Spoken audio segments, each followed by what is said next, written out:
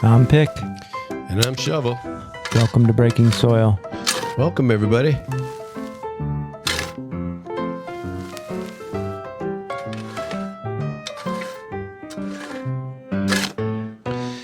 It's October 15th. We're on episode 11. This is a father and son podcast where we attempt to dig into the news, pop culture, and sports. We're not going to get into great detail. We have no idea what we're talking about. This is our weekly excuse just to hang out and just BS.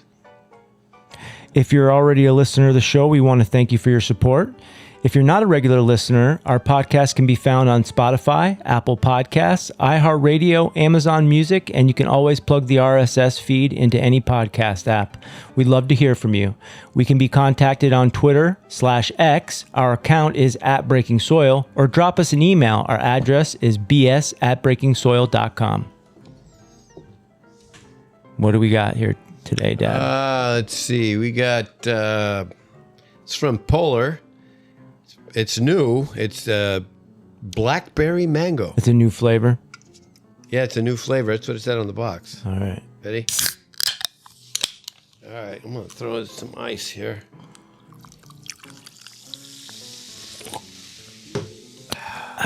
Oh, that's so much better, man. That's a lot better than... Oh, that's full of flavor. Oh, that is pretty good. That's a Polar blackberry mango. It's new. It's just we just found it when we went shopping. It's better than the last beverage that we had. Oh, anything would be. That was that London Essex stuff? Yeah, that stuff wasn't okay. Yeah, that wasn't good at all. Yeah, that actually wets a whistle pretty good. Yeah. I give it... Pick gives it a thumbs up. Yeah, 2 thumbs up. Me Two too. thumbs up. Yeah, 2 thumbs up. Yeah, That's the Polar Ice Blackberry Mango. Yeah, it's their premium sparkling water, not flavored, so no sugar in it. So how was your week? How was our 2 weeks? Right, it's been a while, right? Well, it's been a week and a day. A week and a day. Yeah, it's been pretty good. Getting ready for winter, believe it or not. We already have snow in the mountains. I actually saw a clip on that on our TV, and my father was saying, "Hey, we got snow in the mountains." And what's really nice is that I know winter's coming. It's my favorite time of year. I'm retired now, and it just seems like time is fleeting. I have so many things to do right now on my to-do list. And I don't even know how I got everything done when I was employed. I'm so busier now than I was back then. But What are some of the things that you're doing? I'm still working on the garage. You saw the mess that was in there. Yeah, poor Grandpa doesn't have his garage. He's got it so rough. No, I like this time of year. I sleep a lot better in the cold than in the hot. I just don't do warm weather well at You mean all. you sleep outside better? I sleep outside, yeah, on my recliner outside. Yeah. But inside at night, I keep it pretty cool. So I sleep better at Yeah, night. but you had AC during the summer. It's not like you were sleeping in Well, sweat. I'm trying to mimic winter. That's what I was doing. Also, too, I know what's coming. I like the holidays, Christmas, Thanksgiving.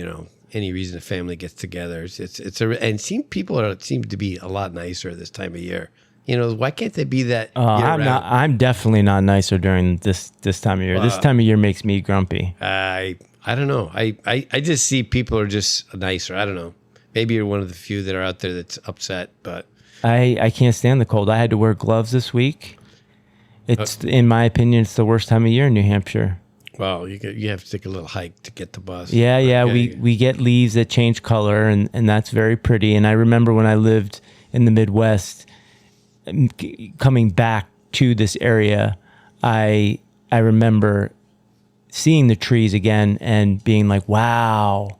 But when you're here, all I can think about is the cold. It's just so cold. Yeah. So I'd rather deal with the heat than the cold any day of the week. Oh, no, thanks. I'd rather, I like the winter a lot better. And I think food tastes a lot better. Maybe it's just your body trying to, keep itself warm and stuff. But I think food tastes a lot better. But hey, to each his own, man. I mean, I'm not a big fan of hot weather.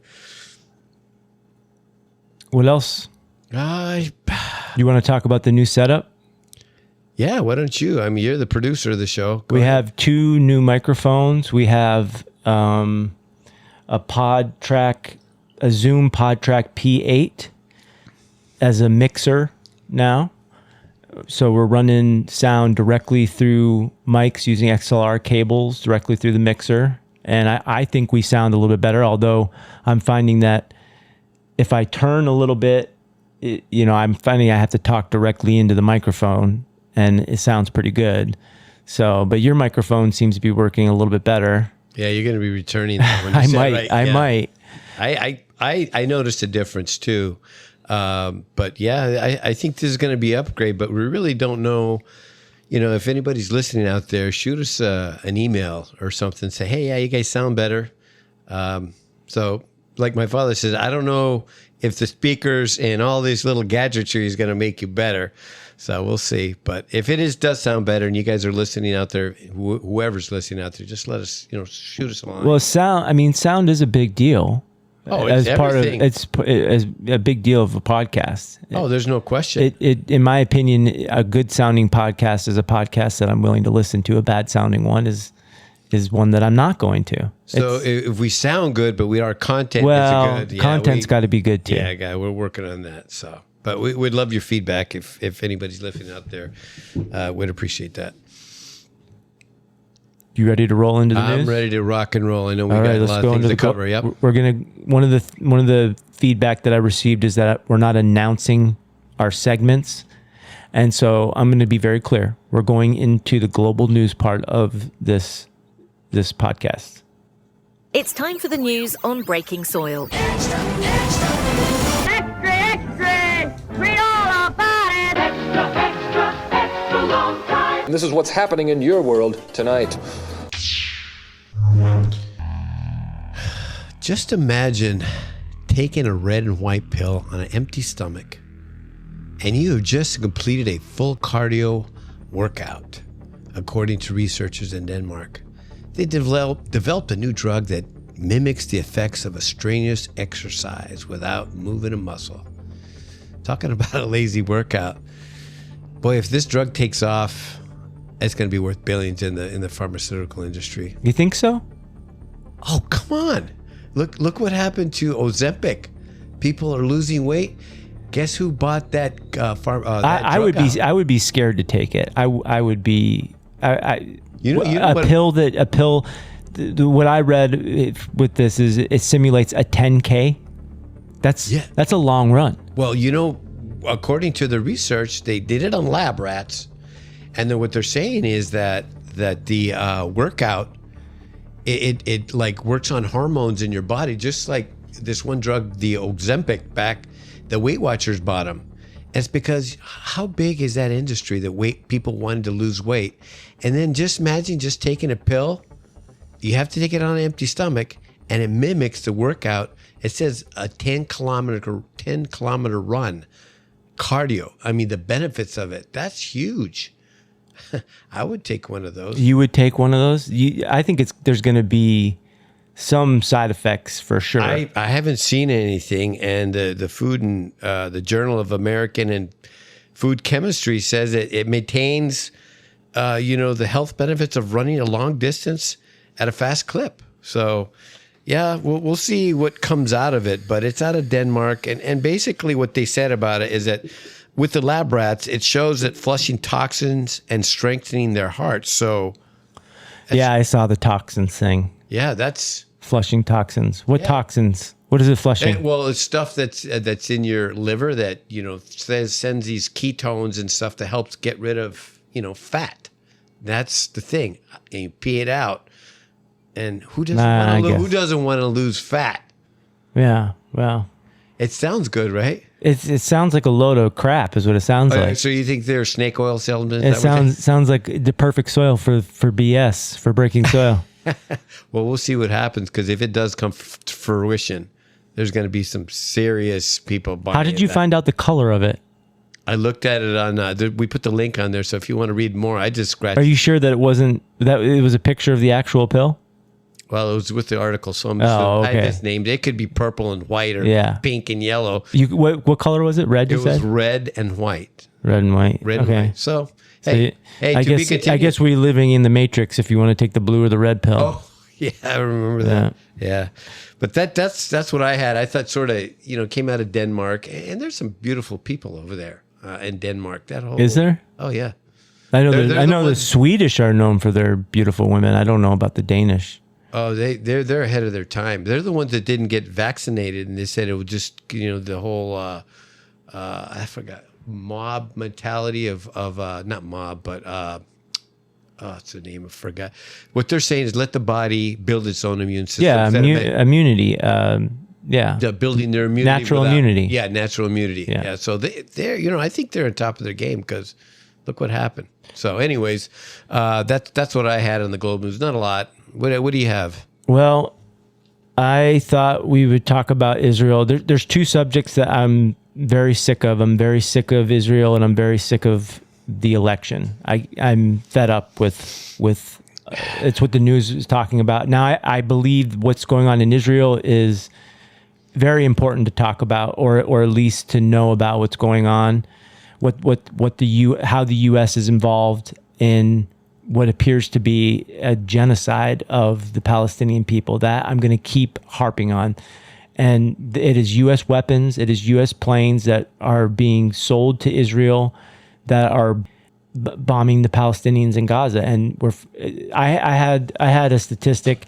Since 1959, the U.S. has, and accounting for inflation, has given Israel $250 billion in aid, and most of that has been used in the purchase of buying weapons. So we give them $250 billion, and then they spend it on weapons in the United States. This is what I'm hearing. I'm hearing there is 35,000 dead in Palestine. This is just a year. Since October 7th, 2023, that's 35,000 that have been processed through morgues. They think that there could be a lot more, something up to 100,000, which is 10% of the population of the Palestinians. They are also being non-discriminant, and a lot of healthcare workers are dying. So far, there's been 880 healthcare workers dead. Did you hear about the missile attack on the canteen that these Israelis were in and killed a bunch? Not the numbers aren't as staggering on Israel's side, at least which hasn't been reported. But the Hezbollah sent some missiles and it got through and killed some of the people in the northern camp up in Israel. That happened like today or yesterday. When you're attacked, war is a terrible thing. You were in it. They're stopping aid from going into parts of Gaza. Flour, just the basic necessities from going into the camps. Humanitarian aid should be allowed to go through. They are killing Palestinians, and it's not just the Hamas.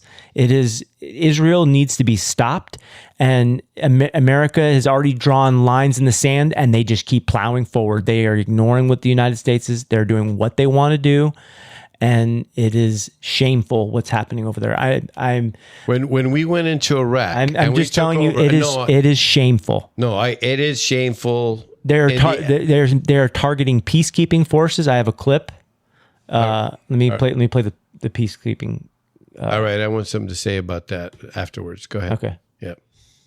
Well, what we're hearing from United Nations interim force in Lebanon sources is that on Thursday there was an attack against their base. Israeli troops opened fire at 3 positions held by the UN peacekeepers in southern Lebanon. They're going to tell us that 2 of their soldiers were slightly injured in an Israeli bombardment. One of those took place in Nakura. But these bases are actually all over southern Lebanon. I can actually show you one of them right now. Just over that ridgeline over there, you can see, as Ryan, my cameraman, zooms in, that's the Indian contingent. Behind that is the Spanish and Indonesian United Nations contingent peacekeeping bases. These are high-profile bases. They're designed like that. The United Nations peacekeepers drive around in white military vehicles. They wear blue hats. They're designed to be high visibility. So there's no way that the Israelis didn't know what they were shooting on. Their bases are very, very obvious, and they're designed like that. So this is going to be a very worrying development for the United Nations. Well, you know what you're saying, and I'm not disagreeing with you, because there's a lot of innocent people dying over there. Yes, a lot, way too many. Unnecessarily so.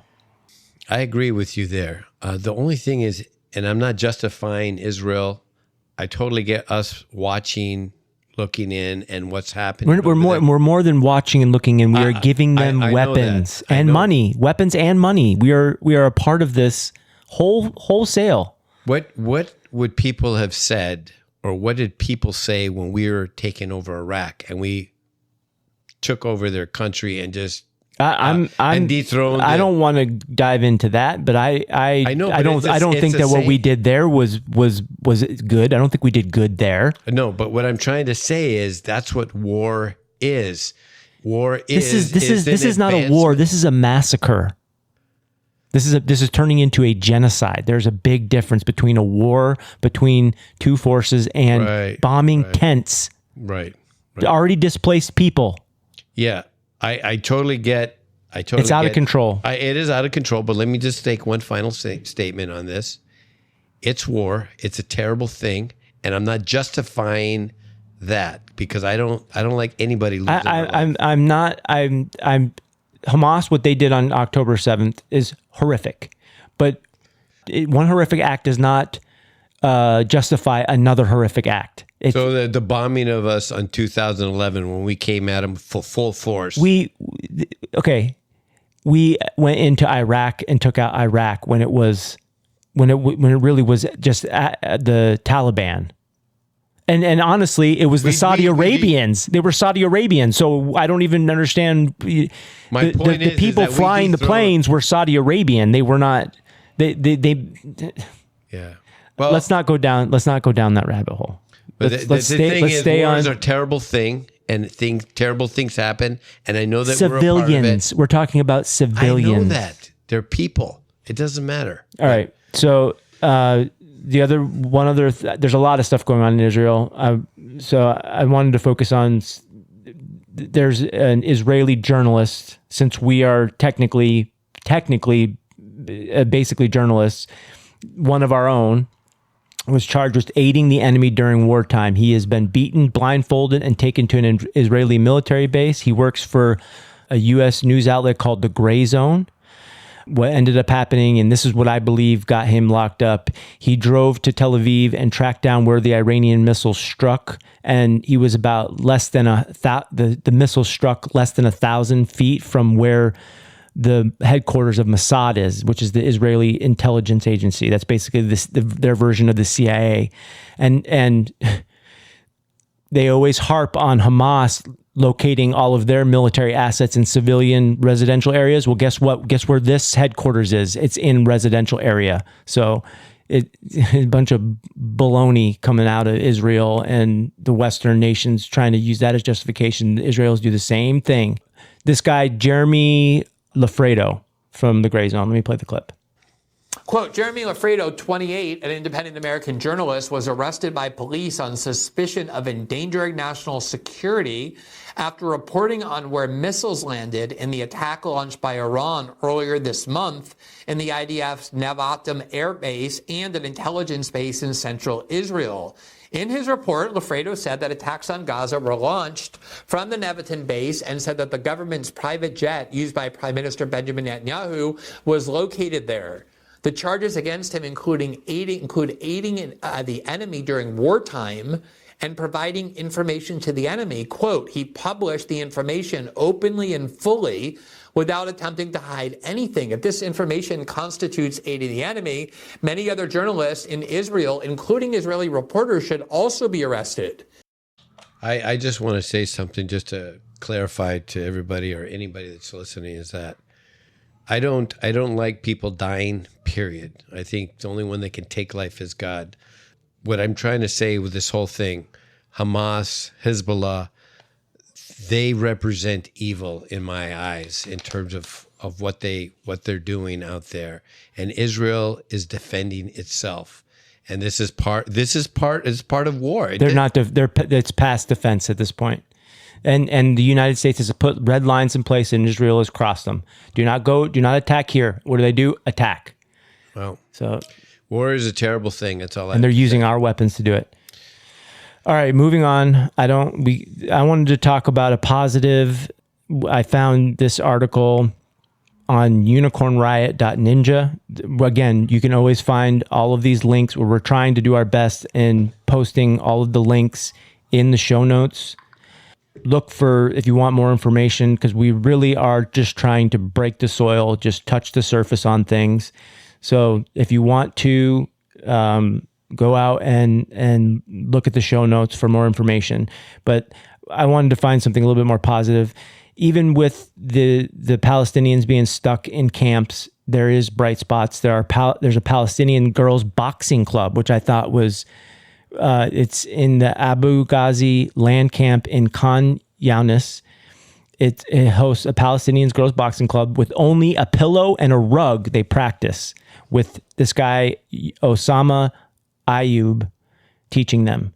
I watched the video of them boxing, and it's no joke. They are literally practicing and training like any boxer would. They could probably knock me out. I'm pretty sure that they got the moves. So, and again, just to put it out there, somewhere between 35 and 41,000 Palestinians documented dead, including 16,500 children, with over 10,000 more missing, and 1.9 Palestinians being displaced. That's what's going on over there.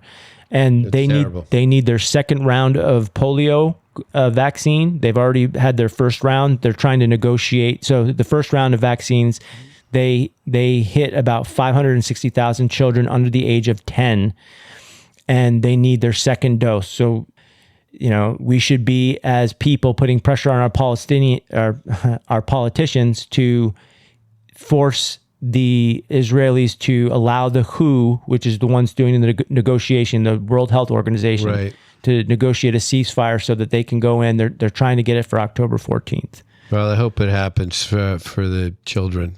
That's a terrible disease. All right, moving away from Israel completely. Parts of a body was found on Mount Everest belonging to famous climbers. Brighton Andrew Irving and George Mallory. Apparently, George Mallory was brought on the trip because he could fix anything. The main guy was this Brighton Andrew Irvine. I'm not sure how you pronounce his name.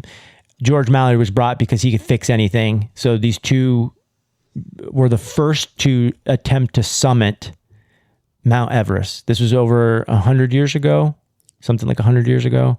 They suspect that they were actually, based off of where they found the boot, they suspect that they were descending when they died. So they actually would have been the first ever to actually reach the summit of Mount Everest.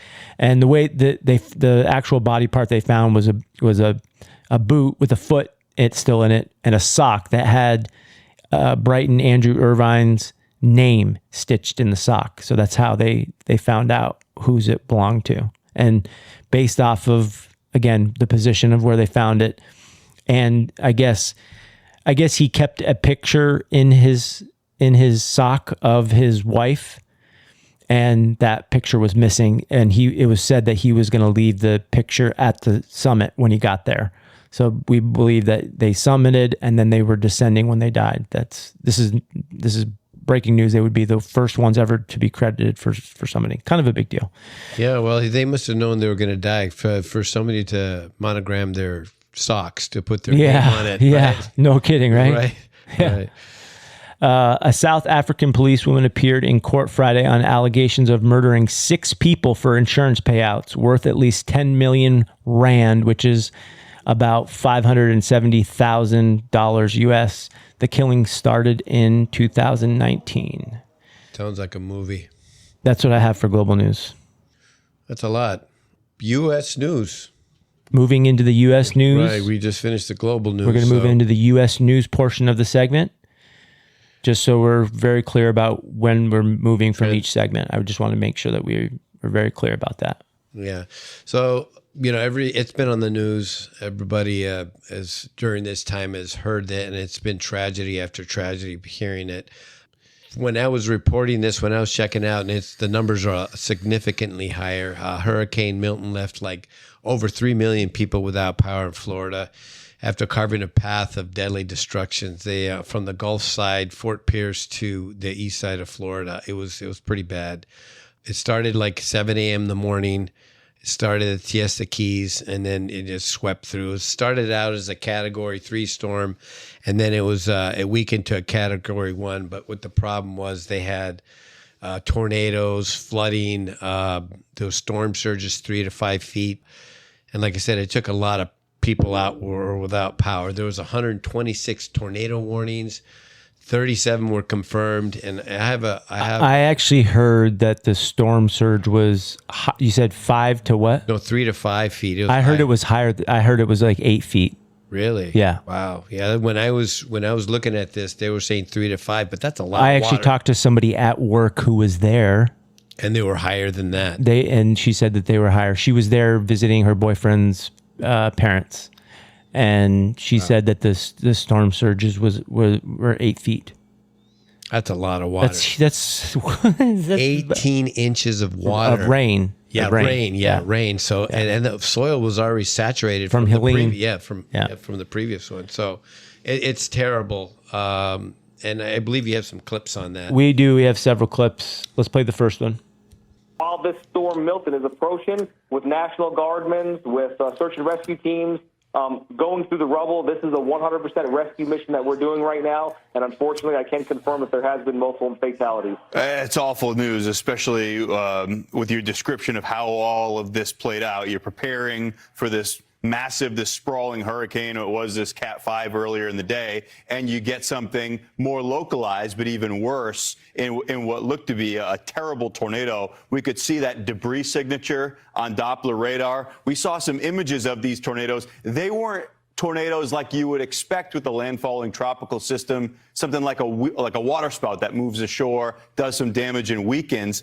These were big tornadoes by the looks of it, and the National Weather Service will go out and investigate that. How widespread was it across your area? Any word on the number of some of those rescues that your team had to perform? So there's hundreds of houses that are just destroyed. Anything that was in the path of these multiple tornadoes, our deputies were on the scene. We were out. I was in a patrol car watching cars getting slid off of I-95 as these multiple tornadoes came through.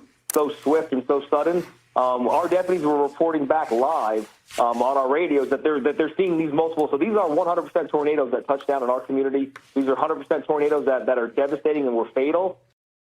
That was terrible. That was from a sheriff that was boots on the ground there watching it happen. It was really pretty devastating, and there was so many other clips there. But the tornadoes are just, at Bad Alone, you're getting tons of water, and then having a tornado rip through there. And it just disintegrates everything in its path. A lot of the deaths were because of the tornadoes, my understanding. Yeah, there wasn't a lot because of the water. It was mainly because of the tornadoes. They were, I'm sure some people died because of the water. I'm pretty sure. And I don't think when... I'm sure they're still finding bodies. No question about it. No question about that. All right, do you want me to play the next clip? Yeah, let's play the next one. We begin with the massive recovery effort across Florida in the aftermath of Hurricane Milton, the second major storm to slam the state in 2 weeks. Milton is now blamed for at least 16 deaths, and more than 1,600 people have had to be rescued. In some places, the water still isn't receding. About 2 million homes and businesses are still without power tonight, and President Biden is set to visit the storm zone on Sunday. CBS News crews were back in the air and on the ground today, gathering the latest information on Florida's recovery from a storm that will cost insurers an estimated $60 billion. CBS's Nicole Valdez leads off our coverage tonight in hard-hit Siesta Key, where Hurricane Milton made landfall about 48 hours ago. Good evening, Nicole.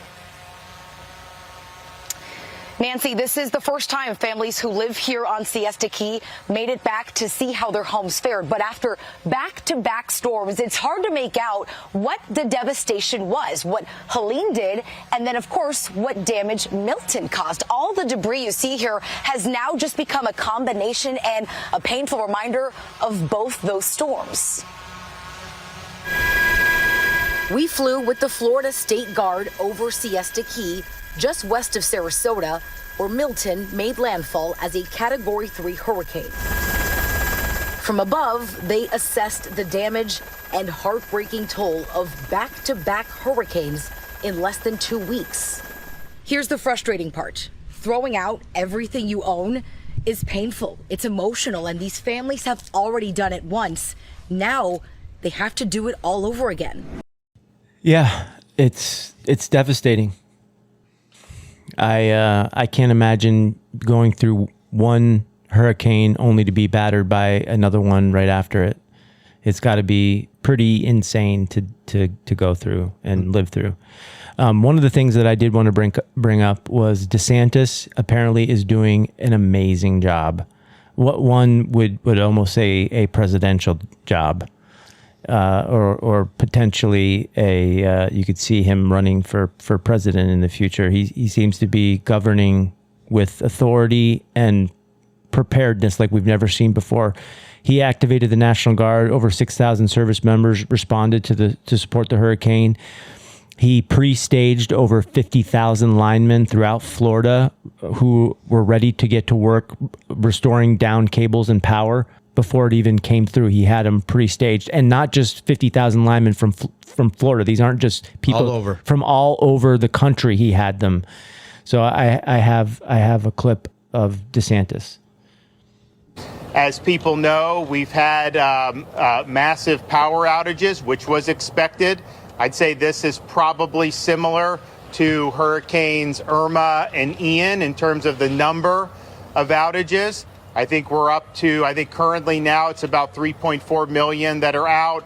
I think they've restored about 700,000 since the storm started. So just do the math. You're over 4 million have lost power since the start of this storm.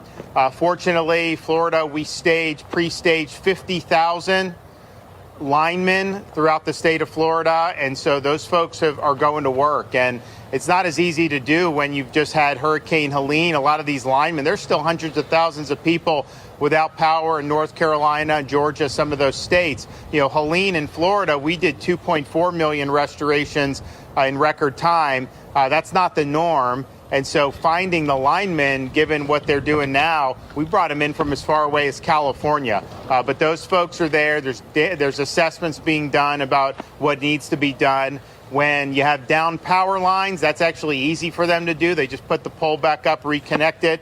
If their entire system needs a rebuild, that will take a little longer. We don't know that that's the case in many of these spots. I remember in Hurricane Ian, which was stronger than this one, hit Fort Myers Beach, and FPL substation on Fort Myers Beach right there at Ground Zero was fine. They could have had people hooked up to power days later. Just the people's homes couldn't accept it because of the storm surge. So all that is going on, and we're happy to have pre-staged those resources because I think it's really important that we'll be able to do. Yeah, he's a good leader. I mean, that was a heroic effort, not just from him leading it, but just all the people that were involved by it, because it's just disaster. It's just everybody's in need, and everybody's scrambling to just survive, and then to have somebody to make resources available and have people there to help you is pretty noble. There's lots of powerful imagery coming out of Florida. One of them I saw was the roof torn off of the Tampa Bay Rays stadium. I don't know if you saw that, but it was just shredded. I did see that. I don't know what genius decided to build a stadium with a vinyl or canvas rooftop, but shredded it. And the last thing I had on this, just because I'm not a big Taylor Swift fan, I'm not a big Tay-Tay fan, but what she did was she donated $5 million, and that is not anything to shake a stick at. Who's Tay-Tay? Taylor Swift. Oh, I didn't know that. I said Taylor Swift before. Oh, I know, but when you said Tay-Tay, I'm like, who the heck is that? They call it Tay-Tay. Makes sense. All right. That's what I have. Well, Do you want me to move to my stories? Yeah, go to your next one. All right. So again, this is one of those topics that I really don't. I didn't clip anything for this. I wanted to speed through it. Election woes. There's something called October surprise. I don't know if you're familiar with this, but during an election season, during an election year, an October surprise is an unexpected political event or revelation in the month before a presidential election, especially one that seems intended to influence the outcome. So everybody's searching for the October surprise for Kamala. Everybody's searching for the October surprise for Trump. And here are some of the woes, the election woes for both parties. Here's Kamala's woes. She was found drinking on Stephen Colbert, the late night talk show. It was, guess what beer it was? The Miller Lite. Yeah, it was a Miller High Life. My grandfather used to drink that. Oh, Miller High Life? Oh, yeah. Miller High Life is what they used to have dollar beers when I was a freshman in college. And you would, if you showed up on Thursday, I believe it was Thursday night at Polly's, we would go up, we'd get there early and you could get dollar beers and we just line them up on the countertop. We would all chip in, throw our little dollar bills in it, and we'd line up the beers of Miller High Life. So that's my experience with Miller High Life. I'll give you a quick story, then we'll get going because it's really funny. I was a teenager, about 16, and my grandfather had a refrigerator outside because we had a big ranch and farm, and we had a big herd. One thing is my grandfather, where he used to keep all his antibiotics and stuff for when he used to vaccinate these cattle, he always had like a case of Miller beer, and they were the really tiny bottles, like 4 ounce. And I used to sneak them from the back. And one day we were driving in the truck, going out to go see the cattle. And he goes, "Hey, I'm not stupid. I can count." Yeah. So anyway, that's my the Miller High Life story. Yep. We all have one, I'm sure. All right. Her and Governor DeSantis are arguing. It's a bad look for her. That could be considered an October surprise. She uses her hands to block her lips. She was on a conference call and she uses her hands to block her lips, and the mic was live, and she says, she goes, "It's a live," I forget what the exact thing she says. She goes, "It's a live broadcast." And so she covers her lips and then says, "It's a live broadcast," like not realizing the mic was still on, like a dummy. And everybody's saying that she had somebody in her ear. There's this whole idea that Kamala can't work or operate. She had a flub with a prompter. The prompter went dead at one of her rallies, and she completely lost. Like she couldn't operate. She's a puppet, basically. People are talking for her. That's what everybody thinks is going on. The other Kamala flub was, okay, so this is a little bit complicated. CBS 60 Minutes edits Kamala to make her seem more competent, at least according to Trump and the Trump campaign. Her answer was apparently the combination of two responses below. So on Face the Nation, they did a preview of the 60 Minute special, and this is what she tells. Her answer was, okay, so, "Well, Bill, the work that we have done has resulted in a number of movements in that region by Israel that were very much prompted by or a result of many things, including our advocacy for what needs to happen in the region," the vice president said in a response on Face the Nation clip. And then this is what they played on 60 Minutes for the same question. And I wish I had posted the question. I don't have the question in here. That's my bad. But this is the same question, different answer on 60 Minutes. So they played a preview on Face the Nation with that response, which makes very little sense if you hear it again. "Well, Bill, the work that we have done has resulted in a number of movements in that region by Israel that were very much prompted by a result of many things, including our advocacy for what needs to happen in the region." Okay, this is what on 60 Minutes what actually played. "We're not going to stop pursuing what is necessary for the United States to be clear about where we stand on the need for this war to end," which is a more definitive, more clear-headed response.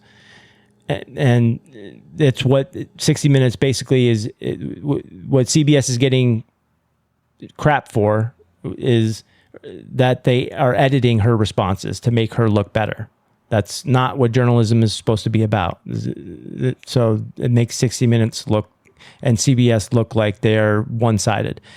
The last election woe or October surprise for Kamala is she goes on a podcast called Call Her Daddy. That is a sex podcast. That's not a good podcast. It is a nasty, nasty sex podcast. They talk about all sorts of crazy things. I've never listened to an episode, but they often ask participants their favorite position. Oh yeah, all that kind of stuff. Let's not get into that. It's just terrible. I'm just saying, Kamala went on that podcast. It should just why? Trump goes on Ben Shapiro, the Daily Wire, Right. And she goes on Call Her Daddy. So, all right. So here's Trump's October surprises so far. Bob Woodward has published a new book called War. In it, he identifies that Trump gave Putin COVID-19 tests when these COVID-19 tests were scarce in 2020.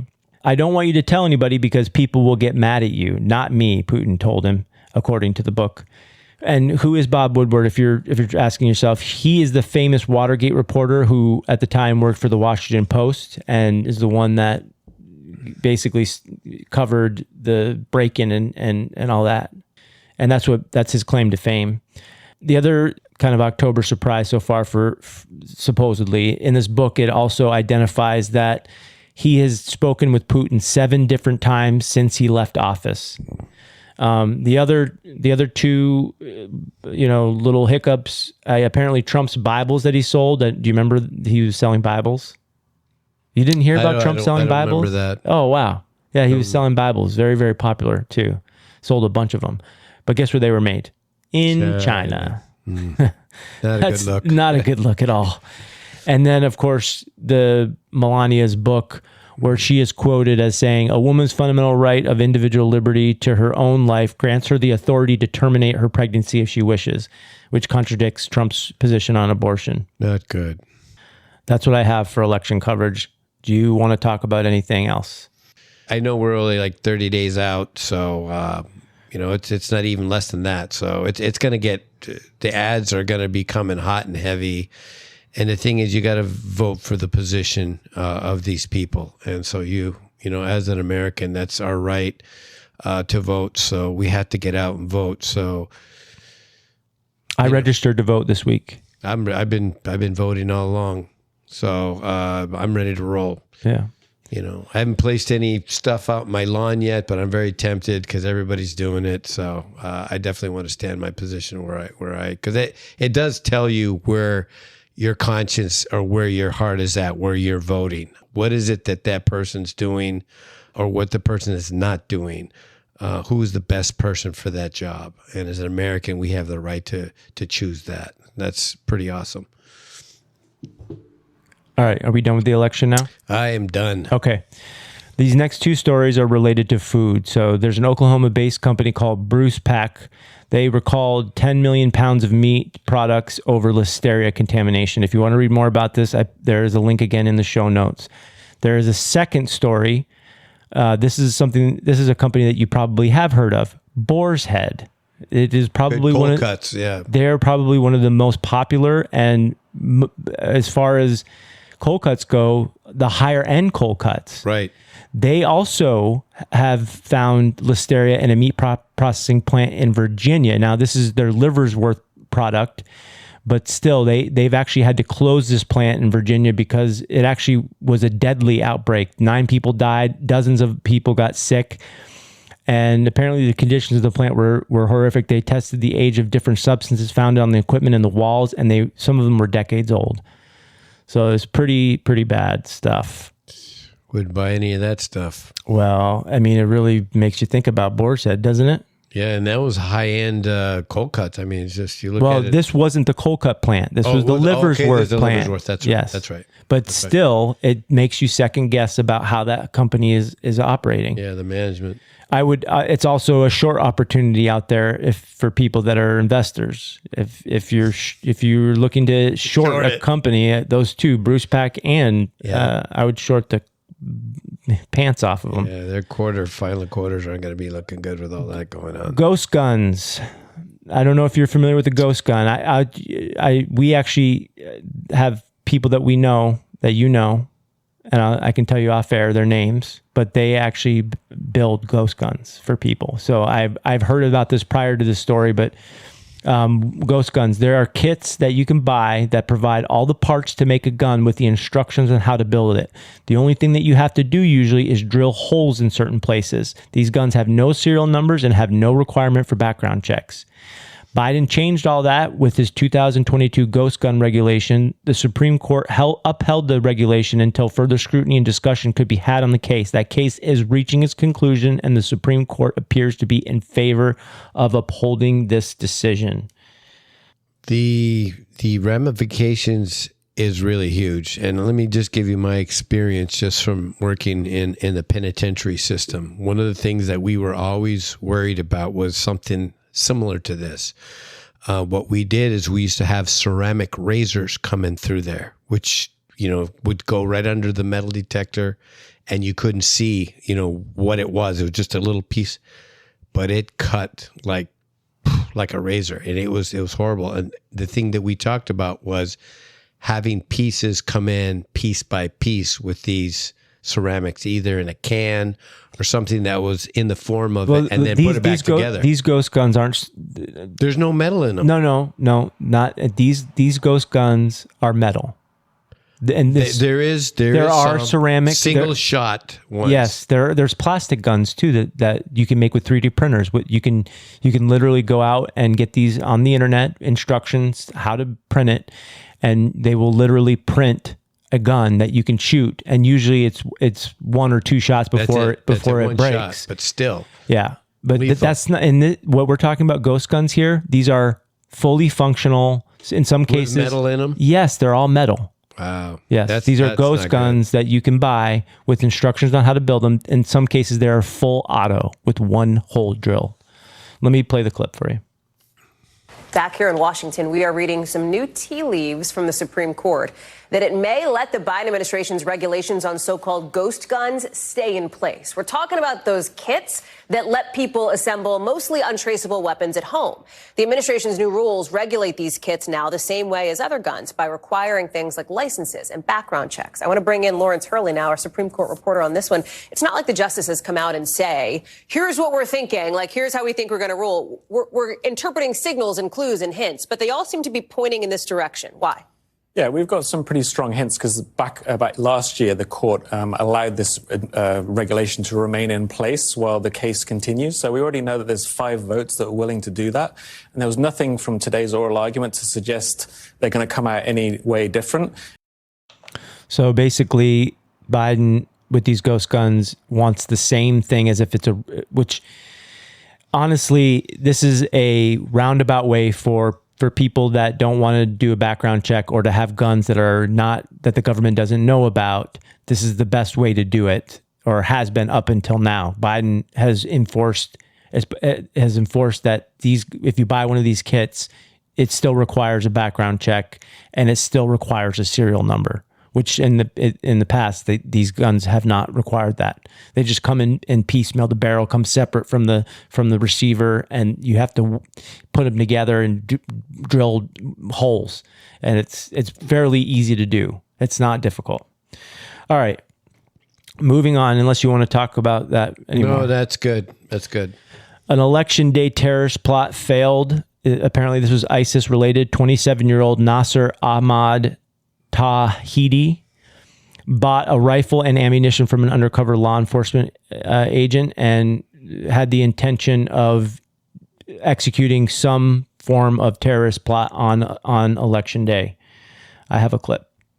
A senior administration official now tells Fox Tawhidi passed 2 levels of screening, one to work for the CIA and another for humanitarian parole, before DHS flew him in 10 days after Afghanistan collapsed. He later passed a 3rd round of screening when he was approved for special immigrant status, a pathway to a green card. He was cross-checked against terrorism databases, Interpol notices, and more, and nothing raised a red flag at any time.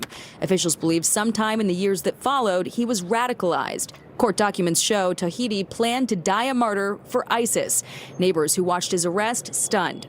They seem to be friendly people to me. I always waved at them when we walked by and stuff, and they always waved back. Never know. Never know. The person right next door might be the a terrorist. What do you think?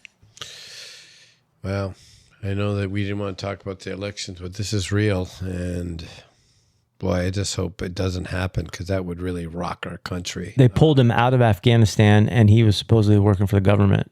Passed a bunch of screenings. So it's extra scary. All right. We're about an hour in. I think we should save the rest of these for maybe the next episode. I think it's a good idea. Okay. You want to move to the next? Let's go to the next section. What's the next section is our pop culture section, where we talk about, movies and TVs and, still a little bit news, but more about the fabric and culture of our society. Yeah, what's moving? Yeah. What's happening?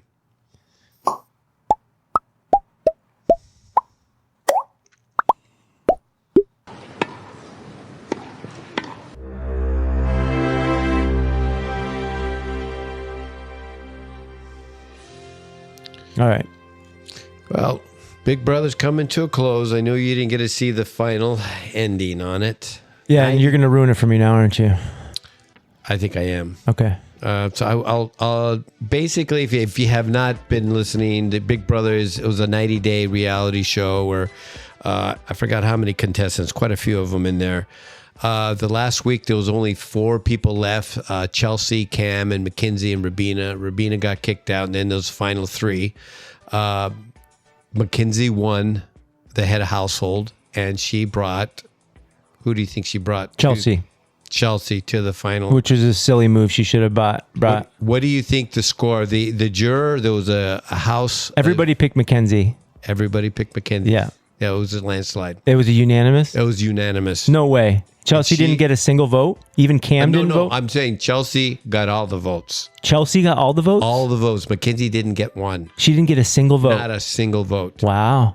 Well, what had happened is she just had a pitch, like I manipulated people. I did what I had to do at certain times, and she was good at the show. I think she was fun to watch. And she talked to the fish. Oh yeah, she was good TV to watch. But Mackenzie was a class act. She says, I brought her because I was loyal from the beginning, and she protected me. I protected her, and I told her I was going to bring her, and I brought her here. Yeah. I know if I would have brought Cam, I would have won the whole thing. Yep, she would have. She would have won the whole thing. Yep. And so she probably has a future somewhere. Well, you know what she said, which I just had a lot of respect for her to say, was she said, what I got out of this, it wasn't about the money. It was about the friendships I'll have for the rest of my life. And, that just shows a lot about a person. You have the money and you spend it, it's gone. But friendships, they last forever. And she made some really good friends. So I thought that was really nice. I'm looking forward to Big Brother next year. I told Mom I'm going to apply for the show. Yeah, right.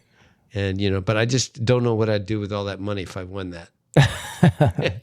But no, it was a good show. 90 days of good entertainment, and I think this is probably season 26 was probably my favorite out of all of them, and I've seen quite a few of them. What about you? What do you?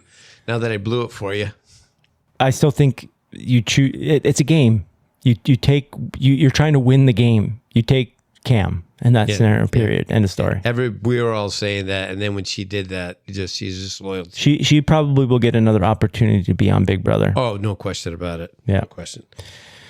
What about you? What do you have? I have a bunch of stuff. Let's try to get through it as fast. There's a festival called Flower Piano at the San Francisco Botanical Gardens. Mauro Fortissimo originally started with 1 piano by the ocean. It became very popular. He then later put 12 pianos by the ocean, and it became a phenomenon. That's when the Botanical Gardens in San Francisco approached him and is doing the same for them. I have a clip. If you dare to place 12 concert grand pianos in different botanical garden settings and invite people to come play and hear whatever piano music inspires them, they will come.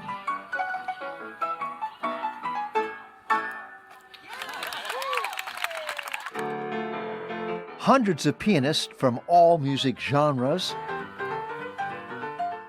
and thousands of piano music devotees have been descending on San Francisco's Botanical Garden for 10 days each September for these free-form, all-day piano recitals called flower piano. So that whole kind of recital vibe is kind of subverted with what we're doing. What a good PR for San Francisco. I mean, if you're any kind of a musician and you wanted to just flaunt or just be a part of that culture, that's pretty amazing. Well, I have a newfound appreciation for flowers. I look at them and I'm blown away by God's beautiful creations, and you combine that with classical music, you know, and that seems like a magical setting to me. I would definitely, I'm less apt to go to a botanical gardens than like a zoo or a ball game, but you add the piano to the botanical gardens. Now you're talking my language. Now I'm way interested in going to botanical gardens. So what a great draw that is. All right. I have the Nobel Prizes they've been handed out.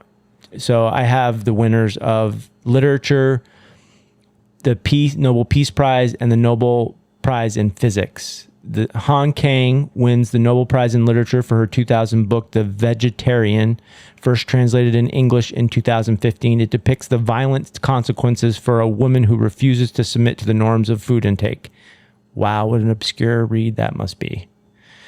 The Nobel Peace Prize was given to atomic bomb survivors. They advocate for the non-use of atomic weapons and also the destruction of weapons that have already been created. There are people that survived Hiroshima and Nagasaki. I saw videos of that when I was going through the medical field in the military. It's horrific. It's undescribable. Yeah, I can't really begin to even imagine. I just can't imagine. Yeah, it's horrible. I don't even want to get into details. It was just skin peels off, right? It falls off the bone, and you're still alive. That's terrible.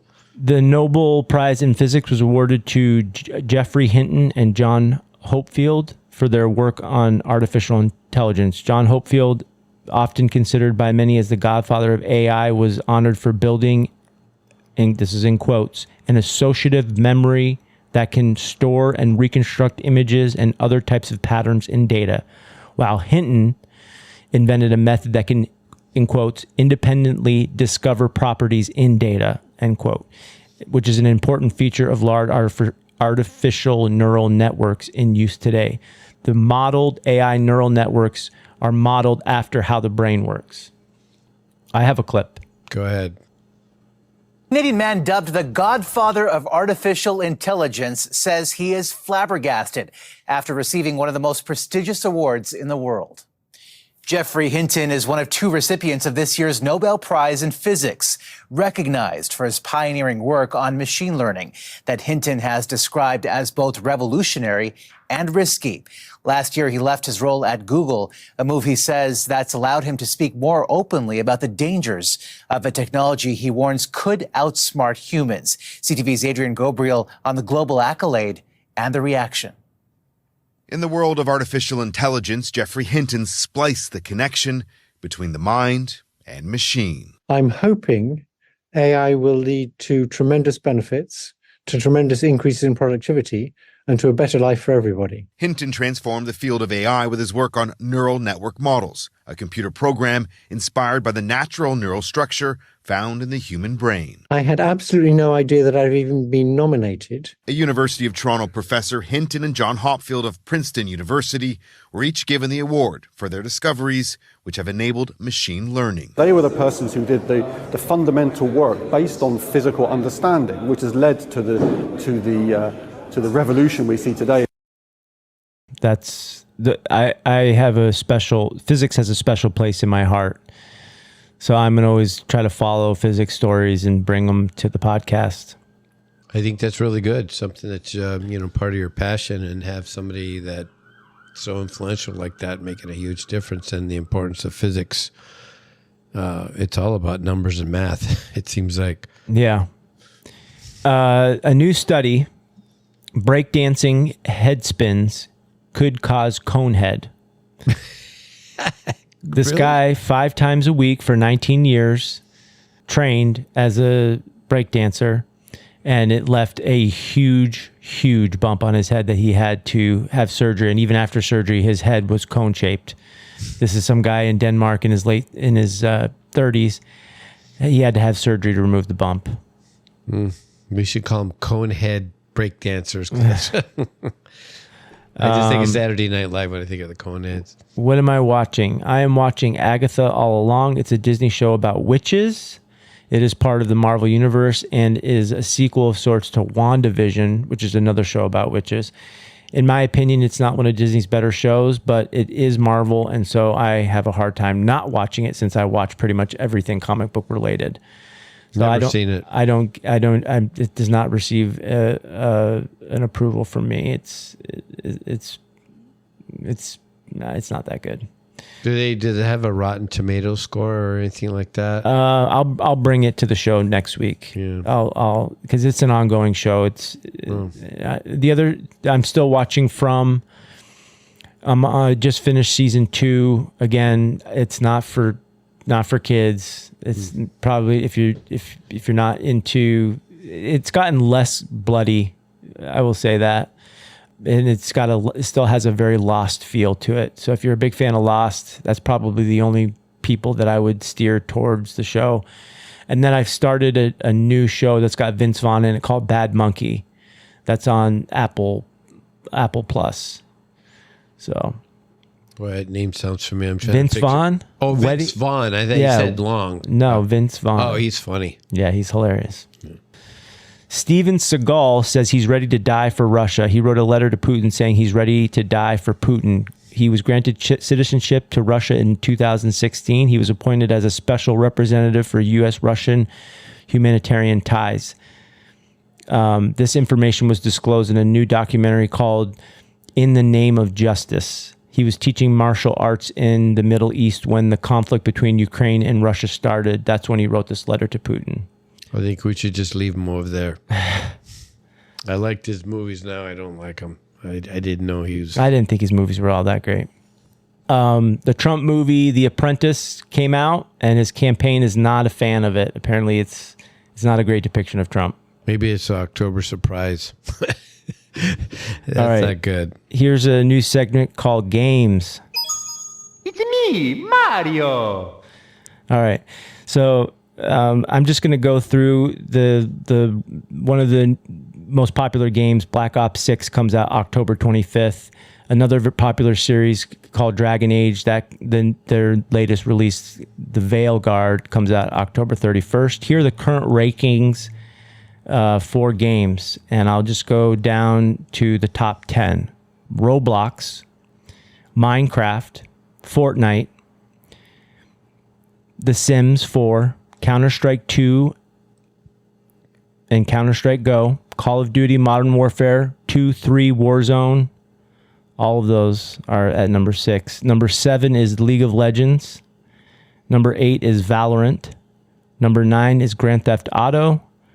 And number 10 is Rocket League. And maybe next week I'll go through 11 through 20. But those are the current rankings for the most popular games in the world right now. It's me, Mario. I have buttons to push now. Sure.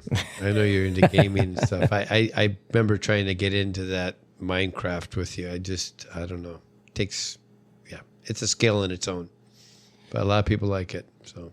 All right, you ready to move to the next section? Yeah, the next section we're getting into is the random acts of kindness, and it speaks for itself. So, yeah, why don't we jump into the next section? Look, Daddy, teacher says every time a bell rings, an angel gets his wings. He does exist. They do exist. I want to ask you about when the angels sang to you. Okay. Well, this was really close to me. I mean, I've never lost a child through like a stillborn pregnancy, but there's this organization in the UK called Chair Scowns, and what they do is they give families of babies that have been miscarried, stillborn, or pass away shortly after.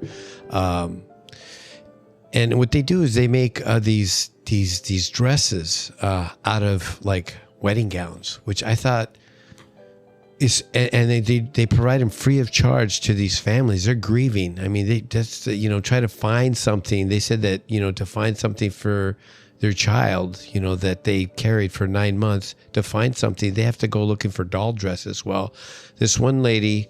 You mean like to bury the child in? Yes. Yeah. But just for a funeral. They're giving the baby the dignity that it deserves. It's a life. And it was just really sad, and it just helps the mother, give that baby dignity. And also, what was really neat about this whole this segment that I found was that they're all over the hospitals in Europe, in the UK, and they provide them free of charge for the mothers. And I thought that was really neat. They have over 1,800 volunteers that make these. In this packet, they give them a little packet, and it has a dress, and it has like a booties, and they have like a little hat and a little blanket, and they package it up really nice in a little package, and they give it to them. It's just a little piece of dignity for the mother when they're grieving. And that they say that a baby, there's 300, this was reported in 2014. Over like 3,500 babies were born sleeping or passed away shortly after birth. That's over 7,000 grieving parents. If you look at that, doesn't include the grandparents or anybody else, siblings or anything. Yeah, I get it. It's a horrific time. So yeah, I thought this was really neat. And the lady that started it, not a really great clip. I try to find something. It's not a great clip. It's not, but it's the lady of why she did it. And out of her sorrow, something good came out of it. So if you could play the clip. I lost my son 31 years ago next week. Not as a baby, but as a 7-year-old who had an accident. And I've always felt like, since then, there's been something missing out of my life. Even though I've gone on to have other children, nothing ever replaces that loss. And I can only begin to understand how these mummies must feel when they lose their babies. And they haven't even had time to meet them or to grow to love them. I love doing my bit for Cherish Gowns because it gives me a little bit of inner peace. It makes me feel as though I've helped their mummies to try and come a little bit to terms with their losses. Thank you. I can't even imagine that. I was thinking of my daughter and you. If you were like, we held you and we talked to you for 9 months and you come out, sleeping, you're not, alive anymore. I don't know how I would handle that. I just can't fathom that. And for somebody to feel that and then do something about it, I thought that was pretty unique. So that's what I have for Random Acts. I see you had something there too. Yeah, we'll save it for next week. Okay. The next section is along lines with this random act of kindness. And a lot of times is, we say to ourselves, where can I help? And one of the things that I always think about, when somebody's thirsty, it only takes a drop at a time to fill a cup. And, having your part in it, this is the section why I had it. So this is the section we call Where Can I Help? Where can I help? Please, somebody, anybody. I must help someone right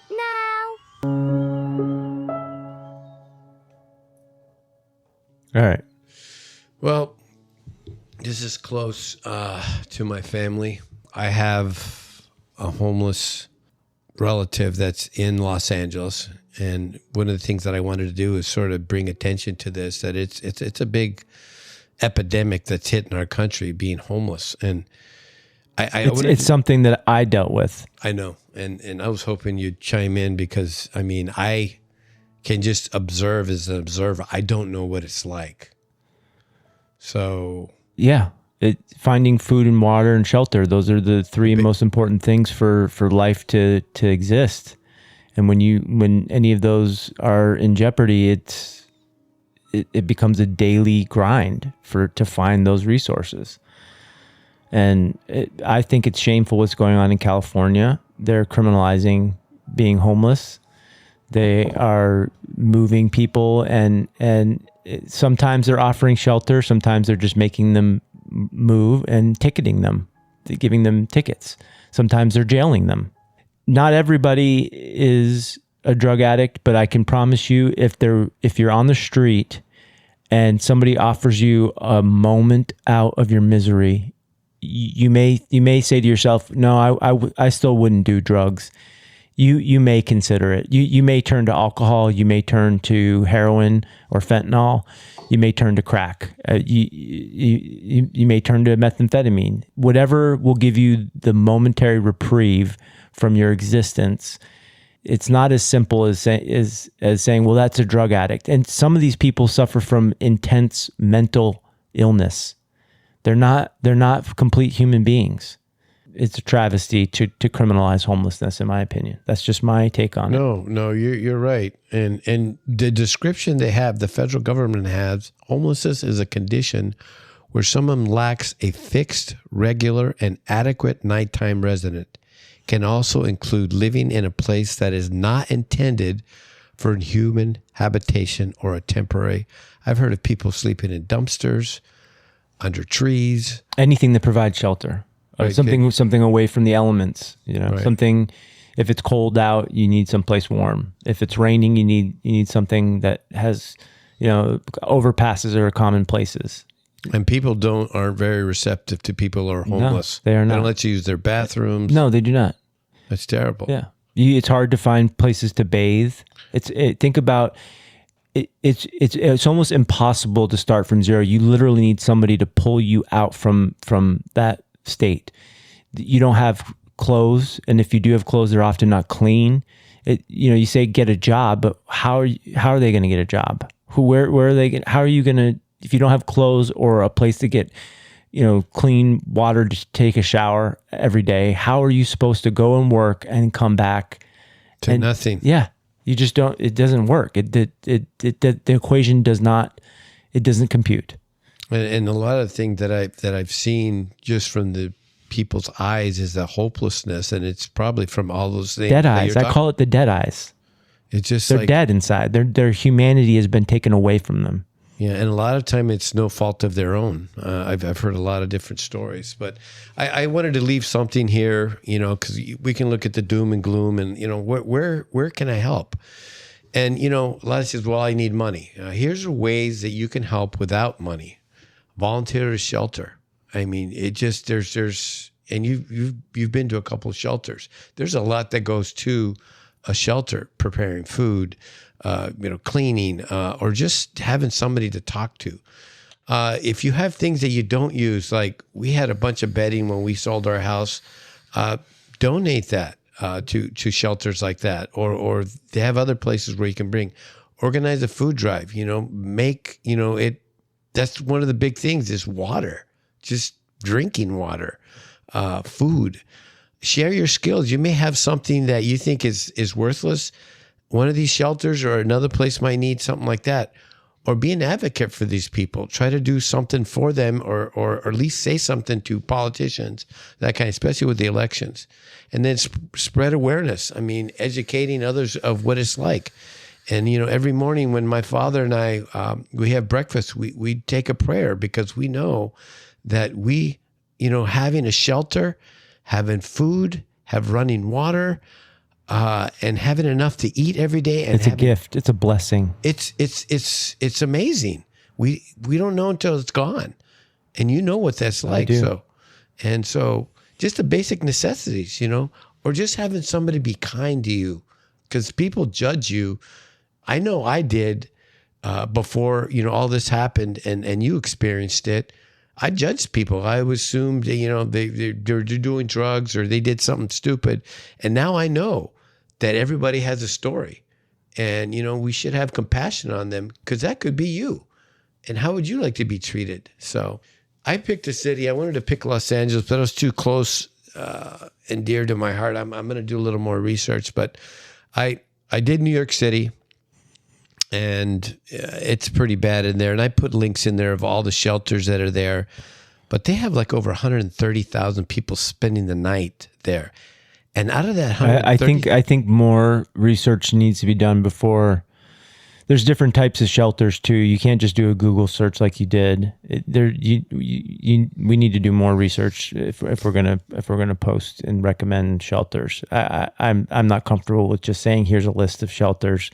There's different types of shelters for different people. There's family shelters. There's dry shelters. There's wet shelters. Dry shelters mean that you have to be sober to be in them.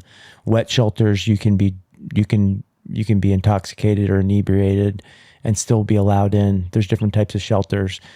And some shelters, you can't have a job because they close or open at certain times. They kick you out. So if you have to be in by 5 o'clock and your job ends at 6 o'clock, you wouldn't be allowed into the shelter. So just to do a Google, that's an insufficient. What I hope to do going forward, I've experienced certain cities like Omaha, Tampa Bay, and New Orleans. I've actually been homeless in these cities, and I can actually provide specific details. And I hope going forward to be able to provide that similar type of information. And I just didn't have time this week to gather that information, but I will going forward provide some of that in these links. That's great. I think that's very, very, very good. All right. My story is about Sudan, and they are facing famine and disease. Like no other. It's horrible there. I read the clip. I mean, I read the information, and I didn't get to hear the clip, but I'm looking forward to hearing that because it's really horrible. And, again, like homelessness, this is a different type of forced homelessness, being a refugee. But I'll let you take it because this was your clip. But I remember reading a little bit about the refugee and what it's like, that kind of thing. So I'll let you take it from here. The UN has warned that in the war-torn North African nation of Sudan, famine and malnutrition, as well as diseases like cholera and a lack of health care, could lead to countless deaths if humanitarian action isn't taken. In the capital, Khartoum, 75% of healthcare facilities are reportedly now out of commission, and the country has seen over 20 cases of cholera, resulting in 626 deaths since July. Some 1.4 million doses of an oral cholera vaccine have arrived in Sudan, with a rollout expected this week. The UN's Children's Fund said its goal is not only to vaccinate 1.8 million people in the hard-hit states of Gadaref, Kassala, and River Nile, but to reestablish healthcare facilities and provide access to clean water and sanitation. Children have also reportedly seen 150 of their schools damaged or destroyed. The war between the Sudanese Armed Forces, or SAF, and the Paramilitary Rapid Support Forces, or RSF, has reportedly killed over 20,000 people and displaced 10 million, with 2.4 million fleeing to other countries. The UN's warning comes the same day the U.S. announced sanctions against RSF commander Mohammed Hamdan Dagalo's brother, Algoni Hamdan Dagalo Musa, though the Treasury Department continues to reject calls to sanction Mohammed directly. On Wednesday, 23 member countries of the 47-member UN Human Rights Council voted to extend the body's investigation into alleged human rights violations in the war. While the US, UK, Norway, and Germany voted for a one-year extension, Sudan called the probe, quote, unjust. So 70% of the healthcare facilities are inoperable or closed. 8 million to 10 million people are displaced. The conflict is between the Sudanese armed forces and the rapid support forces. So the Sudanese armed forces are kind of the existing armed forces, they're military for the existing regime. The rapid support forces are more like the rebels. This conflict began in Khartoum and has spread from there to other cities like Darfur. The conflict started in April 15th, 2023, and it continues on today. Sudan is now the place in the world with the highest number of internally displaced persons, IDPs, they call them. And in the show notes, again, there is a place where you can make a monthly donation, and it'll describe when you click on the link what it goes to. It's for the monthly donation is for food. The one-time donation is I forget, but it tells you what the money is going towards when you click on the link. So if you feel so inclined, this is one of those hot spots. One of the reasons why I have the passion to pick up a microphone and talk. This is the reason why I feel compelled to speak, is for these types of reasons. Is somebody needs to point these situations out, and if I have the capacity to do it, I'm going to do it. Good. I have one more clip on this. I don't think we need to play it. Okay. But I think I'm with you all the time. I know we've had a little comments on the news, and it's not going to be there if you're listening to it, a year from now. But the idea is having the freedom of voice to say something of an injustice being done or of people that are being oppressed. And so I'm all for the news and bringing it to light to show the evilness that's happening. So what do we have now? We have, it says you have a game for me this week? I do have a game. It's not going to be too difficult, is it? It's called the Mad Lib game. Is it going to be a lot of thinking involved? Let me play our intro first. Okay. Shall we play a game?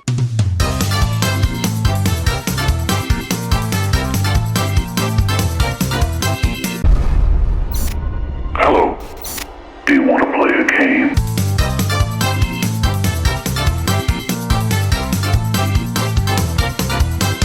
It's time for a game.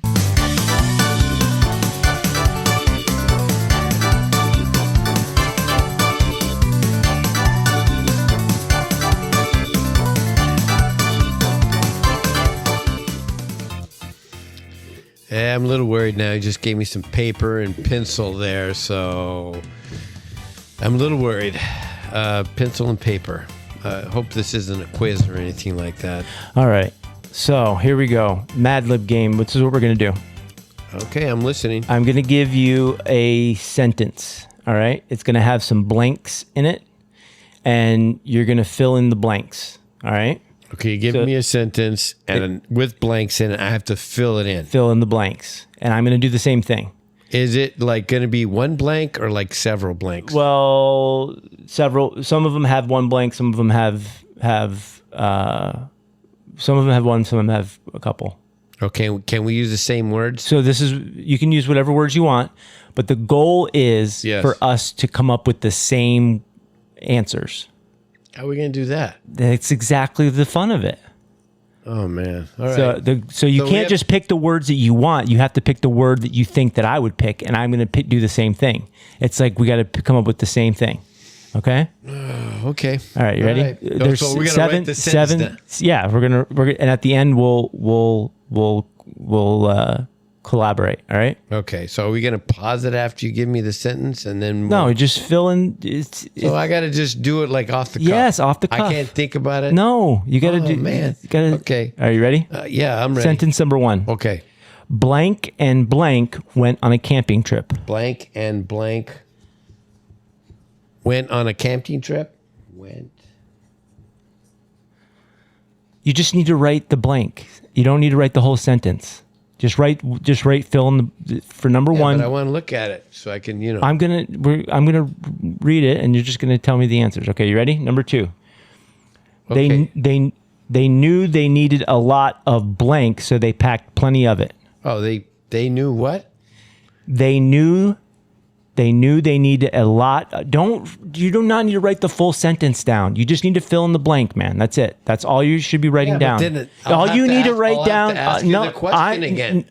Just write the blank. We're going to be here forever. They knew they needed a lot of blank and blank. No. They knew they needed a lot of blank, so they packed plenty of it. All right. For a snack, they decided to cook a can of blank. So you have that right in front of you. You can read it. I am just writing down the blank. That's all I'm writing down. I haven't even filled in the blanks yet. That's all you're supposed to be writing is the blanks. That's all you're supposed to be writing. We were going to write those down and then. Dad, I've explained this perfectly clear. I've explained it perfectly clear. All right. It's not even really that funny. I'm not. You're laughing. sabotaging the game on purpose. I'm not sabotaging the game because I forget. This is children. Children do this. Too fast. I'm not going too fast. I'm telling you, you're going too fast. Okay. Do you want me to start from the beginning? I rewrote the first. Do you want me to two. start from the I beginning? didn't write the third one. I don't want you to write I want you to fill in the. I just want you to write the blank. That's it. You're not supposed to be writing the sentence. Just the blank. Yeah, but I won't know what it is. You don't need to know what it is. All you're doing is supposed to be picking the most logical thing that we would both choose. All right? So this is a whole story then, basically what it is. It's a Mad Lib, Dad. You've never done a Mad Lib before in I've your life? never done a Mad Lib before. That's what I'm trying to tell you. Okay. You're not listening to me. You just need to fill in the blank. So it's two I am blanks. filling the blank, but I'm asking questions. Okay. Number 1, blank and blank went on a camping trip. So it's two names of two people. Okay? Blank and blank went on a camping trip. They knew they needed a lot of blank, so they packed plenty of it. Okay. What's the third one? The third one is, for a snack, they decided to cook a can of blank. As it got dark out, they heard a blank make a sound in the woods. I haven't even got to 3. I'm just writing it down. You got to be patient.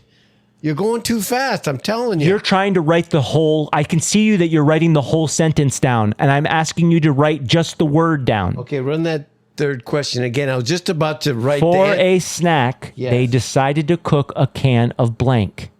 You just write the word for the blank. You do not write the entire sentence down. I will read the sentence again. Okay, got it.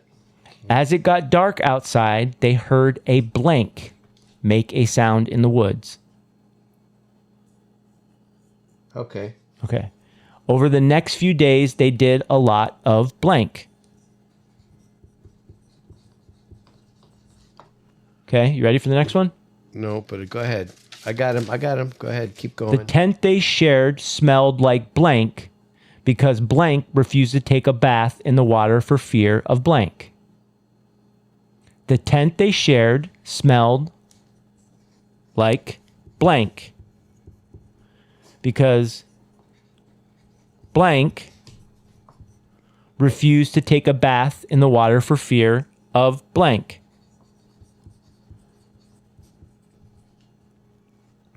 The camping trip was... Wait, you're going too fast, son. The tent they shared smelled like blank. I got that. Because blank refused to take a bath in the water for fear of blank. Okay. All right. That it? More? The camping trip was blank. That's the last one, right? Yeah. You're supposed to be choosing. You're supposed to be choosing. I'm trying to figure it out. You're supposed to be choosing the ones that you think that we would both get. Well, yeah. I mean, some of them are pretty easy. Oh, you think so? Oh, I know so. Okay. So what did you put for number 1? Blank and blank went on a camping trip. Jerry and Larry. Jerry and Larry, Dad? Hey, it's the first thing that came to my Pick mind. and shovel went on a camping trip. Oh, okay. Well, you told me to say whatever was on my mind. Yeah, okay. All no, right. that's not what I said. That is not what I said. I said choose. We're supposed to be creating a match. We're supposed to be creating a match. That's what I the didn't whole. know it was a whole story. I thought we were just answering questions. I really thought that. I told you that we were. If you would have said we're mad-libbing about a story, No, and I'm going I- to give you statements. I told you, Dad, that we were trying to make the same match. That's the whole goal of the story. If you would have told me it's a whole story. I did tell you that it was. No, you didn't. Yes, you I said did. we're going to mad lib. You didn't say. I did tell you that. It's a mad lib game. It didn't say it's a. I told you that we were. It was. You asked me if it was a story. I told you it was a story. Well, anyways, go to the next one. They knew they needed a lot of blank, so they packed plenty of it. Plenty of food, of course. I said bug spray. What? Anyways. For a snack, they decided to cook a can of beans. Yeah, see? Yeah, See? we got Okay, one. so circle that one. All right. As it got dark outside, they heard a blank make a sound in the woods. Bear. A bear make a sound in the woods? Of course, what lives in the woods? Wolves. Bears live in wolves. Bears do not make sounds. Oh, yes, they do. They growl. Wolves howl. Bears growl. I've never heard it. You've never heard a bear I've never heard of people in movies or stories talking about bear sounds. I've heard about wolf sounds. Okay, anyways, keep going. Over the next few days, they did a lot of walking, fishing. Okay.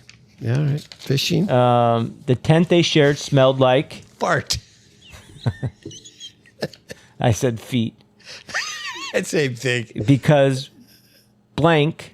Larry, you didn't blame me. Shovel refused to take a bath in the water for fear of leeches, sharks. Water, they're in the woods, Nick. Well, you didn't say it was near ocean or anything. I put alligator and then I put, because it didn't matter, alligator or shark. Okay, You probably, okay. The camping trip was terrible. Fun. I and think that's how you play a game. Yeah, well, I think you need to describe it a little better. Oh, but that's come okay. on, man. I described I it can't great. read your mind, son. Obviously, we know that. But anyways, that was fun. I was laughing because I'm like, yeah, my son is getting so frustrated because his father's trying to write all these things down because I didn't know it was a story. So what's the next thing? The next thing is This Week in History.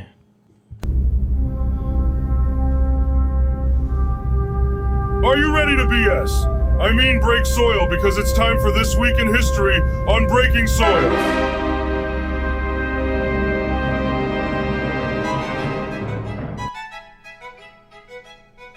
All right, what do you got?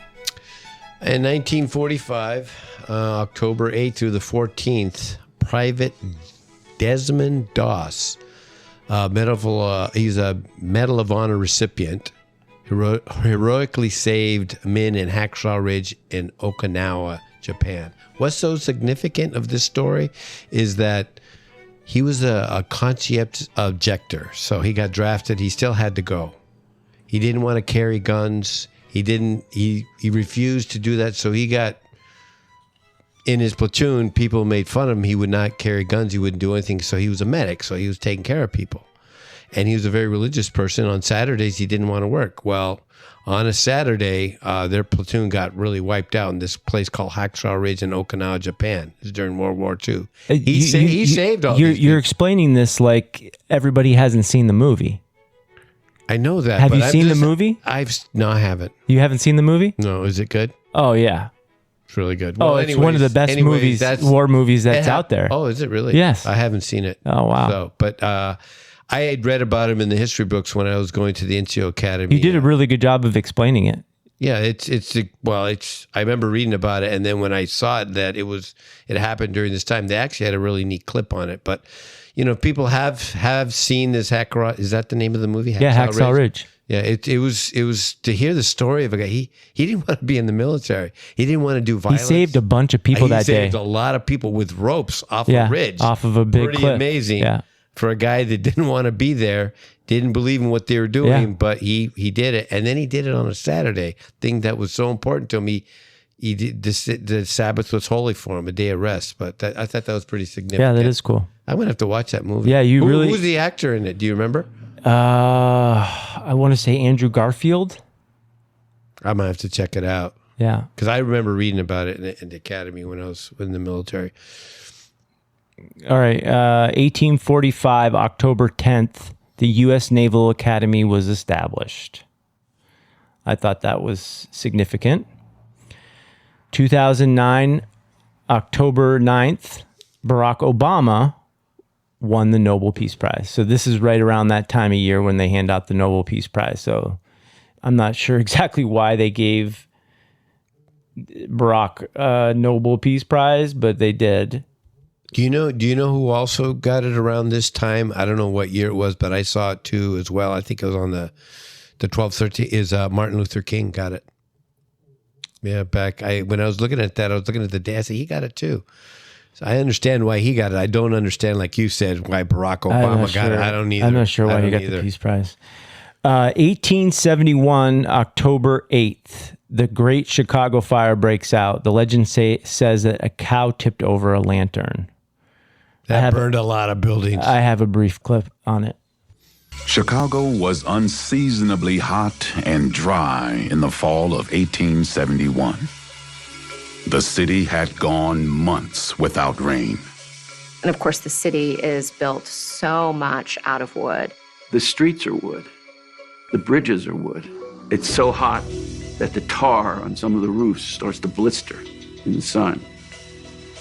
The fire department consisted of just 185 firemen in a city of 300,000. They relied on horse-drawn, steam-powered engines with little water pressure. The fire department had 20 fires just in the first week of October. So they already knew that the conditions in Chicago were bad. Each time a fire erupted, a watchman in the courthouse tower rang the 5.5-ton bell. The night before Mrs. O'Leary's barn caught fire, a planing mill on the city's west side went up in flames, leveling 4 square blocks. Firefighters quelled the blaze after 17 grueling hours. Their clothing was burned, their eyes red and swollen. So when you consider that those firefighters were worn out, their equipment was damaged, they were vulnerable. The next morning, William Bross's Tribune made a prophetic warning. A spark might set a fire which could sweep from end to end of the city. Everything, all the wood, all that combustible material was brittle. It was ready to catch on fire. It just needed a spark. And legend says that that spark was a cow tipping over a lantern. Yeah, it was brutal there. I remember reading about that. That was there's a lot of why was the lantern that you don't milk cows at night? different to say that around 6, 7 o'clock at night. I know like multiple guys that owned cows when I was worked in the prisons. And they did it at night? At night, 6 or 7 Really? o'clock. Yeah, they had to do it because they were, they were full. And you could really hurt the cow. Oh, see? Yeah, so. So maybe yeah. they were being milked. Yeah. But I heard that's when people were debunking what started the fire.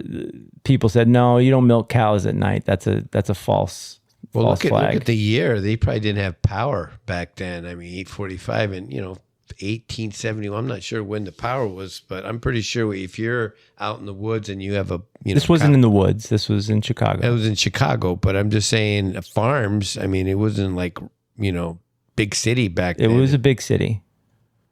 Well, I mean, it wasn't as city as, it's not like a city like we have today, but you wouldn't have cows that needed to be milked but yeah, it was in the city. No, I knew guys that used to milk cows at night. Yeah. They had machinery. Maybe she was. It was a female. It was a female.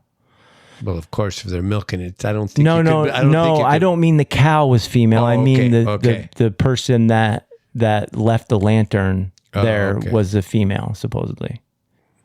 All right. 1913, October 7th, Ford's first moving assembly line. That was the last thing. So the next section you're doing is by the numbers. That's your neck of the woods there. I'm going to try to really zoom through this. I know this is what I think about this section. I think there are numbers that are important in the world, and I'm going to try to bring those here. So maybe it's not reporting on the stock market every single week, but if there is a story that involves money or something related to money or finance, I'm going to put it in this category and we can talk about it. I have a couple clips this week that I think are relevant enough to bring to this podcast.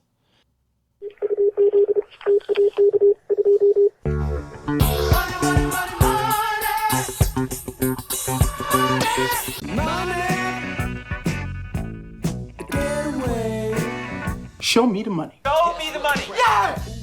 Louder! Show me the money!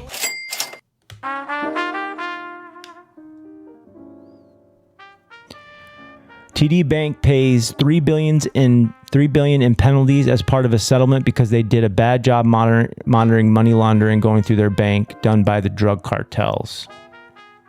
I do have a clip on this. I'm going to skip it. Trump will make car interest payments tax deductible. I thought that was a nifty little trick. That should boost the car industry. That's a good one. BlackRock assets are now at $11.5 trillion. I invested in one of those mutual funds. I wish I would have stayed in it. Oh, They're my doing goodness. great. They're doing great. Now, that doesn't mean that they're worth $11.5 trillion. That just means that they're managing $11.5 trillion assets.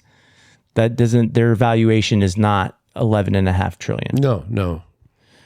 BNY assets reach $50 trillion. And I was like, what do they do?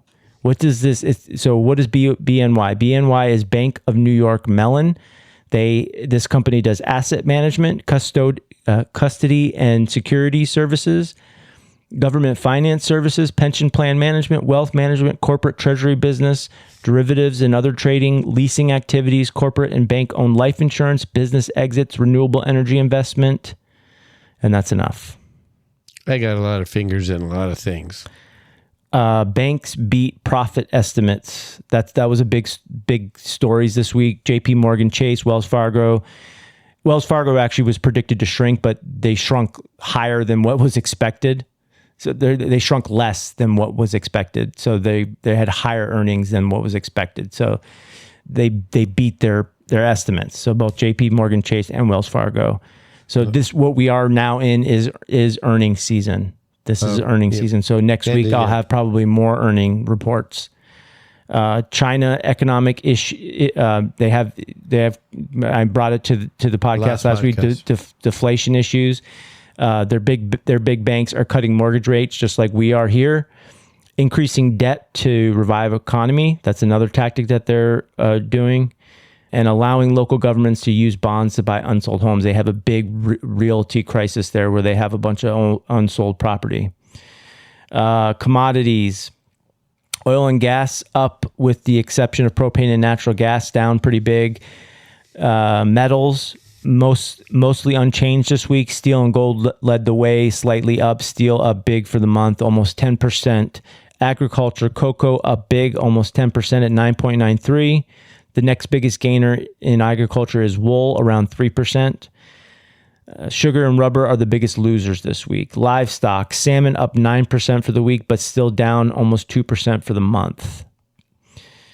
And that is what was that painful? I have a brief, my summary. Yeah, I like the way that Kai Ryssdal does the end. He has a show called Marketplace, and if you're not somebody that you don't have to be a finance whiz to appreciate his show, and he does a really good job at the end of the week. Dow Industrial's up 409 points today, 1%, 42,863. The Nasdaq up 60 points, 60 points, 1/3 of 1%, 18,342. The S&P 500 gained 34 points, about 0.6%, 58 and 15 there. For the 5 days gone by, the Dow lifted 1.2%. The Nasdaq and the S&P 500 both rose about 1.1%. Today was a big day for bank earnings. JP Morgan Chase said profits declined 2%, less than what was predicted. So shares went up 4 4/10% today. Wells Fargo reported a profit decline of 11%, also less than analysts expected. Wells Fargo shares up 5 6/10% today. Insurance companies? Oh, good. I'm glad you asked. Progressive Insurance picked up 9/10%. Allstate ascended 1 3/10% today. Bond prices went down. The yield on the 10-year Treasury note rose 4.09%. I'm going to try to make that segment as painless as possible going forward. Our last segment. Sports. This is our favorite segment. At least for me, it is. Oh, it is for me too. I didn't get to watch as much college as football as you did, but I did watch a couple things. So yeah, I try my best to watch as much sports as I can for this show.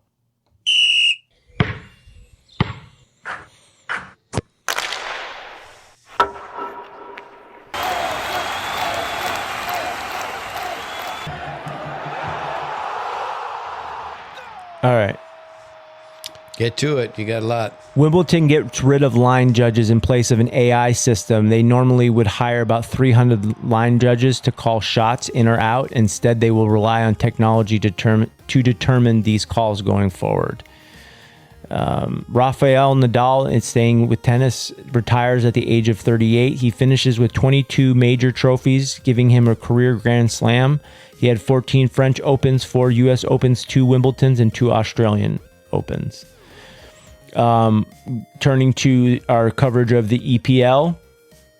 Nothing this week. There wasn't any games this week. They were on some sort of hiatus, probably because of the Champions League. I didn't check, but probably the Champions League was playing.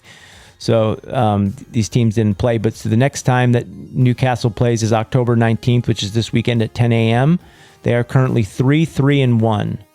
So that's 3 wins, 3 draws, and 1 loss. That's pretty good. Tottenham.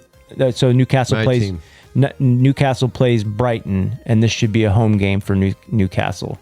Tottenham versus West Ham, October 19th, again at 7:30 a.m. Tottenham is 3-1-3, 3 wins, 1 draw, and 3 losses. Yeah, we're in 9th place. Yeah, I put the places there. Newcastle's in 7th place. Good. Yeah. All right, let's move to college football. Texas. These are the must games to watch that I put in here. Texas versus Oklahoma, Ole Miss versus LSU, Ohio State versus. So let me rephrase this. Number 1 Texas versus number 18 Oklahoma. Number 9 Ole Miss versus number 13 LSU. Number 2 Ohio State versus number 3 Oregon. That was the biggest game of the week. Those are the 3 major games this week with ranked versus ranked opponents. The number 1 Texas team versus the number 18 Oklahoma team. Texas wins 34-3. They call this the Red River rivalry, named after the river that separates Texas and Oklahoma. The rivalry goes back to the 1900s, I should say. Texas started slow with more penalty yards than offensive yards in the first quarter. Their first series started with a sack and an interception. The only time Texas was losing was after the first quarter. And right when the first quarter ended, Oklahoma got their only points of the game with a 42-yard field goal. This was a big win for Texas. They do their job as expected. They remain at number 1. Quinn Ewers returned from injury, taking back the QB primary job from Arch Manning. I think he actually got hurt again in this game. This is the first time Texas is 6-0 since 2009. They will face Georgia next. Yeah, which son is that? Eli's? Is that Eli or Peyton's? Peyton. Whose son is that? I don't know. It's one of their sons. I don't know which one it is. I don't know. He's definitely one of their sons. I know it's from the Manning family, but there's another. Isn't there another brother? Yeah, there is. Yeah, he's the one I've seen in the commercials and stuff, but he's not as famous as the other think one. It's that brothers. I don't think it's Peyton or Eli. Eli. I don't think so. Okay. Ole Miss versus 9 Ole Miss versus 13 LSU. The game started out with Ole Miss leading 10-0. Game went into overtime. Ole Miss is 1-8. Okay, so I'm sorry. Let me start over. Ole Miss loses 26-29. Ole Miss is 1-8 against ranked opponents on the road. Ole Miss hits a long overtime field goal. They made a long overtime field goal to take the lead in OT. LSU then takes possession of the ball in overtime. I think I might have gotten confused with another game. So, anyways, Ole Miss loses here in overtime. Ohio State versus number 2 Ohio State versus number 3 Oregon. It actually is Oregon wins 31-32. Game ends with Ohio State holding the ball. Their quarterback Will Howard had one timeout with less than 10 seconds on the clock. They were around the 30-yard line. He couldn't find anybody to pass to, so he takes off running. He realizes the clock is running out and decides to slide, but it's way too late. The clock ran out. They did have a timeout, like I said. If he had slid sooner or thrown the ball away, they would have had an opportunity to win the game with a field goal.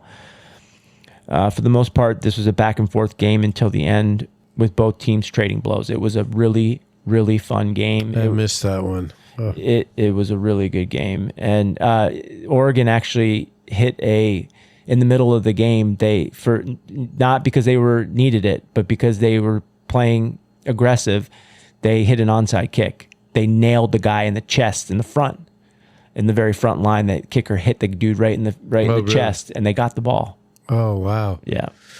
Oregon is now number 2. So they that was switched off. They move up to number 2. And these are the games that I thought would be for fun, and they turned out to be great games. Number 18, Kansas State versus Colorado. Colorado loses here in more ways than one. Travis Hunter, their Heisman candidate, their two-way player that plays both the offensive side and the defensive side. He's a wide receiver and a cornerback. He gets hurt in the second quarter. Yeah, that was a travesty for Colorado. But what a good game. Colorado only had to stop Kansas City to win. They couldn't stop them. They did have an opportunity to win it at the end, even after Kansas State went down and scored. They had Shedeur Sanders had the ball, and they had it fourth down. It was 4 or 5 yards away, but he decided to go long, and it would have been a pass interference call if he actually had thrown the ball to the but it was an uncatchable ball. And instead of just going for the first down, he went for the hero ball, and it was a bad decision at the end of the game. That's too bad for prime time. Yeah, it was a good game though, man. They really so they had a chance to win it. Travis Hunter went out, and another one of his wide receivers went out, and one or two of their defensive players went down too. So they were in it. Well, I'm saying they lost a lot of personnel, and they still played. Shedeur Sanders had like 400 yards passing. That's a lot of yards. Yeah. Penn State, number 4 Penn State. These were games of significance, but less so than the ones that were must watch. Number 4 Penn State versus USC. So Penn State had to go all the way to Southern California. This is the longest trip that Penn State will have to make in the season. The game went into overtime. Penn State was losing 20-6 at halftime. Tyler Warren was the biggest star of the game, leading the Nittany Lions with 17 catches for 224 yards. He tied the record for the most catches by a tight end in a single game. Penn State likely to remain at 4 or possibly go up. I think they went up after Ohio State loss.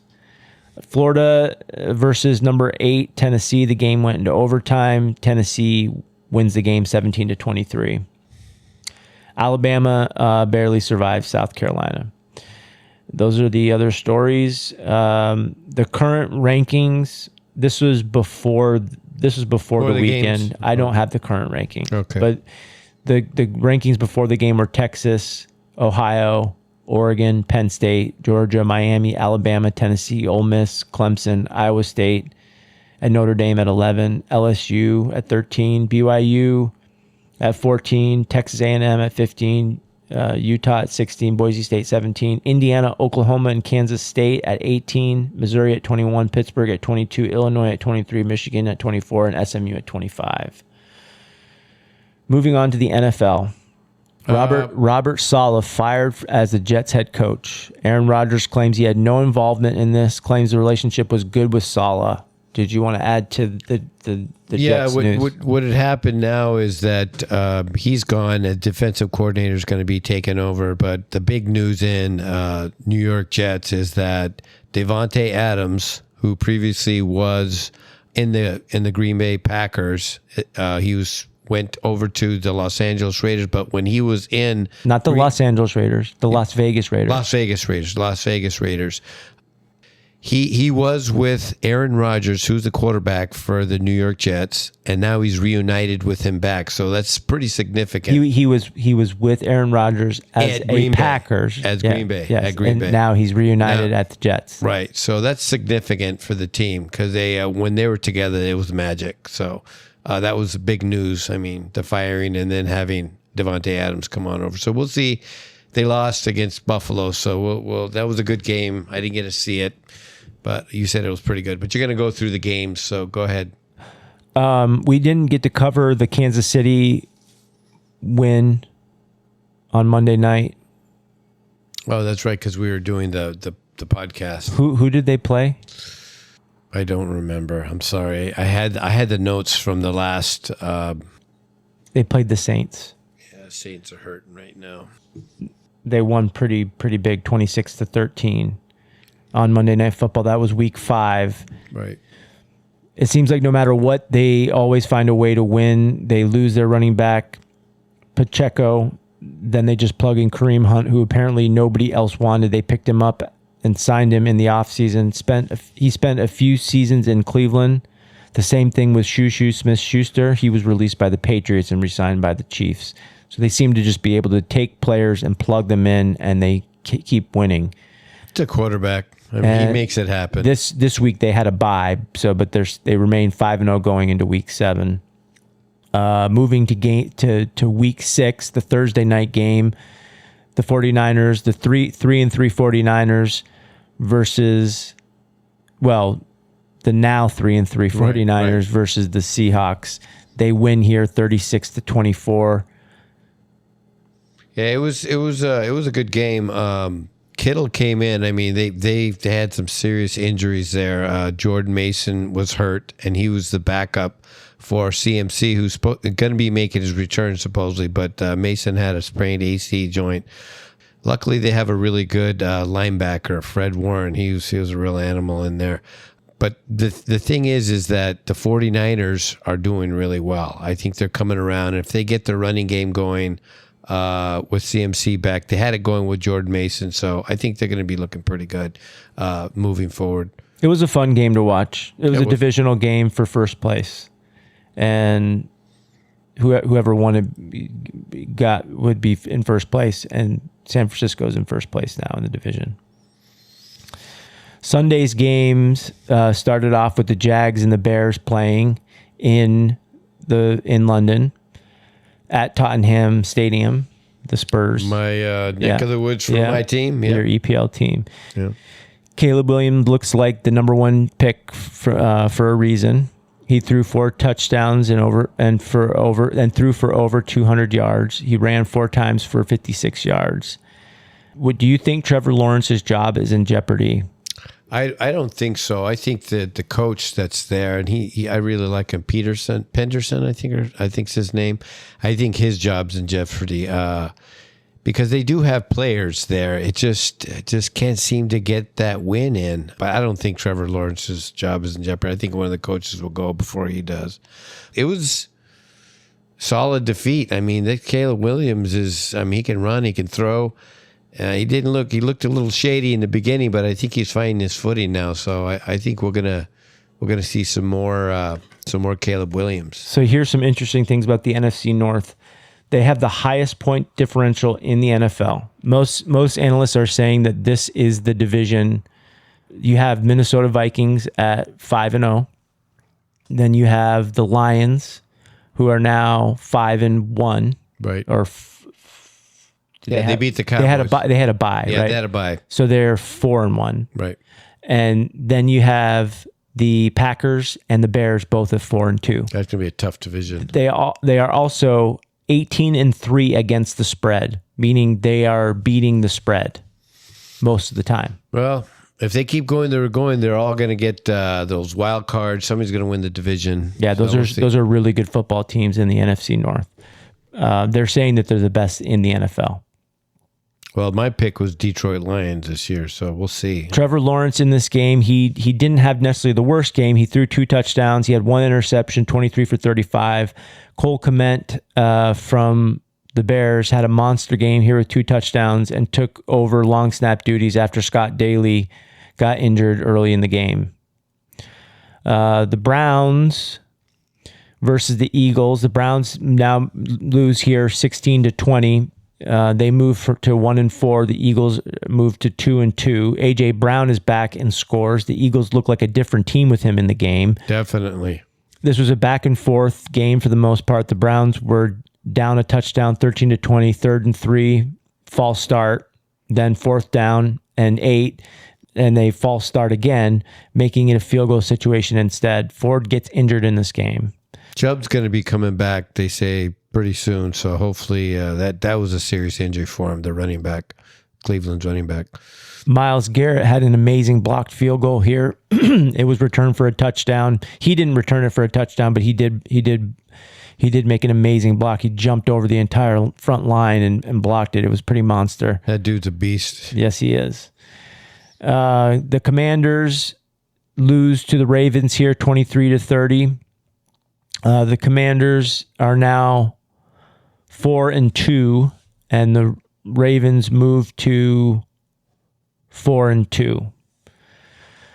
In my opinion, this was one of the game of the weeks based off of record and players. McLaurin grabs 2 touchdowns from Jaden. This was a fun game to watch. Both Jaden and Lamar are both fun players for sure. And how valuable is Derrick Henry at the end of games? I wish I would have drafted him on my fantasy football league. I mean, he's an old guy, but that guy is just a wrecking machine. When he runs, he just pushes people out of the way. He's just a beast out there. Okay, Texans versus the Patriots. The Texans moved to 5-1. The Patriots moved to 1-5, I believe. They started their new that rookie Drake May, right? They did. This was Drake May's first NFL start. I don't believe they should have started him, but too early, you think? I don't think they have a season, and they don't have a very good offensive line. So it's not a really great position to put a rookie in the NFL. But he did throw 3 touchdowns. He looked much better than Brissett. Stephon Diggs had a touchdown here. Mason is back from injury, has 2 touchdowns. Houston never really looked challenged in this game. And the only loss right now Houston has is against the undefeated Vikings. So they're looking pretty solid. They're number 1 in their division. The Buccaneers and the Saints. The Buccaneers. This was it started out as a track meet in the first half. Buccaneers separate from them pretty drastically here, 51-27. Godwin had 2 touchdowns, totaling 125 yards. Baker continued to look reborn. Throws for 4 touchdowns. But also threw for three interceptions. He had 325 yards passing. Bucks also had over 200 yards running, closer to 300. The carries were equally distributed amongst Sean Tucker, whoever the heck Sean Tucker is, and Bucky Irving. Yeah, who? Right, whoever Sean Tucker is. Tucker outproduced Irving with 136 yards. Bucky had 81. Spencer Rattler gets a start here because Derek Carr has an injury. Spencer was the Saints' 5th round draft pick this year. And the other notable news here is Olave gets hurt. That means Rashid Shaheed should turn in number 1 receiver. He's really good too. So, Colts versus Titans. Let me also state the Bucks moved to 4-2. The Saints moved to 2-4. So the Bucks are tied right now with the Falcons 4-2 in that division. Atlanta has the head-to-head, so the Bucks are just behind Atlanta. Colts moved to 3-3 after beating the Titans here. I believe the Titans had a bye, so I'm not sure if they did have a bye, but they are either 1-4 or 1-5. Flacco throws his first interception in this game, but he's been playing really good. I wonder what they do when Richardson gets healthy. Yeah, Flacco's been doing a good job. He can chuck that ball. Yeah, Pollard had a good game here, 17 for 93 and a touchdown. Do you think Levis is the Titans' future? He's a tall quarterback. He can throw it, but he just hasn't found his footing. I mean, look at Caleb and Daniel Williams. This guy's been in there 2 years now, and he's still not looking too good. He can run, but he in this game he only had 95 yards passing, so not really good with the ball throwing. Doesn't have good reads, I think. That's what's going on with him, but we'll see. Cardinals versus the Packers. The Cardinals moved to 2-4 after losing to the Packers here. Packers moved to 4-2. The score was 13-34. Jordan Love looks pretty amazing, even with the fairly hefty brace on his left knee. I traded him.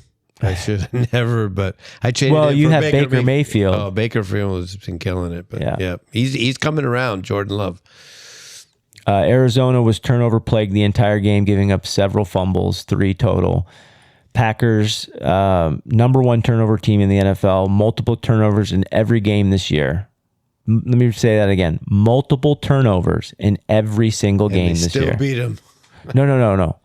They are causing multiple turnovers. They are winning the turnover battle. Oh, I see. So their defense is doing really well then. Yes. Packers basically swallowed the Cardinals whole here. They look like a very scary team with Jordan Love in the game. Chargers versus the Broncos. Chargers did have a bye. They moved to 3-2 after beating the Broncos here. Broncos moved to 3-3. The score was 23-16. Harborough had to lead the game early on due to a sickness. It turned out he was having heart arrhythmias, like something with his heart. He ended up coming back in the game, but he was having heart palpitations, he was saying. He went into the blue tent and then went into the locker room and then came back. Herbert seems to be spreading the ball around quite a bit. He's definitely seeing the field better than what I can tell from most of the quarterbacks. J.K. Dobbins is one of the better running backs in the league. He's consistent and valuable in fantasy because he's not sharing the load with anybody. They gave him 25 carries this game for 96 and a touchdown. Cortland Sutton had one of the most impressive one-handed catches you'll ever see in football, barely getting his knee down for the touchdown. I don't know if you saw that catch. I saw that play. That was amazing. That was amazing. Yeah. Shouldn't have caught it. I mean, it was just... He was reaching out. Yeah. And his knee brought it in. Yeah, it was amazing. Kneeled. Yeah, it was amazing. It was amazing. You won't see a better catch. That was amazing. Broncos, second worst team on third down, only converting on 24% of them. I have the running back, Javonte Williams, and they just cannot get those third downs. It's terrible. It was a pretty clean game, in my opinion, from both quarterbacks. Only one INT by Nix, but it was on a tipped ball early on in the game. It wasn't his fault. I think Denver's defense is pretty good. I know they're 3-3, but they're better than I thought they'd be with Nix at quarterback. He can really scramble. They have a good coach. I like Sean Payton. I mean, I think he's going to develop that quarterback just like he did Drew Brees. I mean, I think he's going to have something. Maybe not this year, but possibly next year. But he's giving people a run for the money. Like you said, Denver Broncos are doing their defense is holding them together. You know, this Bo Nix is figuring it out. So hopefully, he is figuring it out. I think that offensive line needs a little work.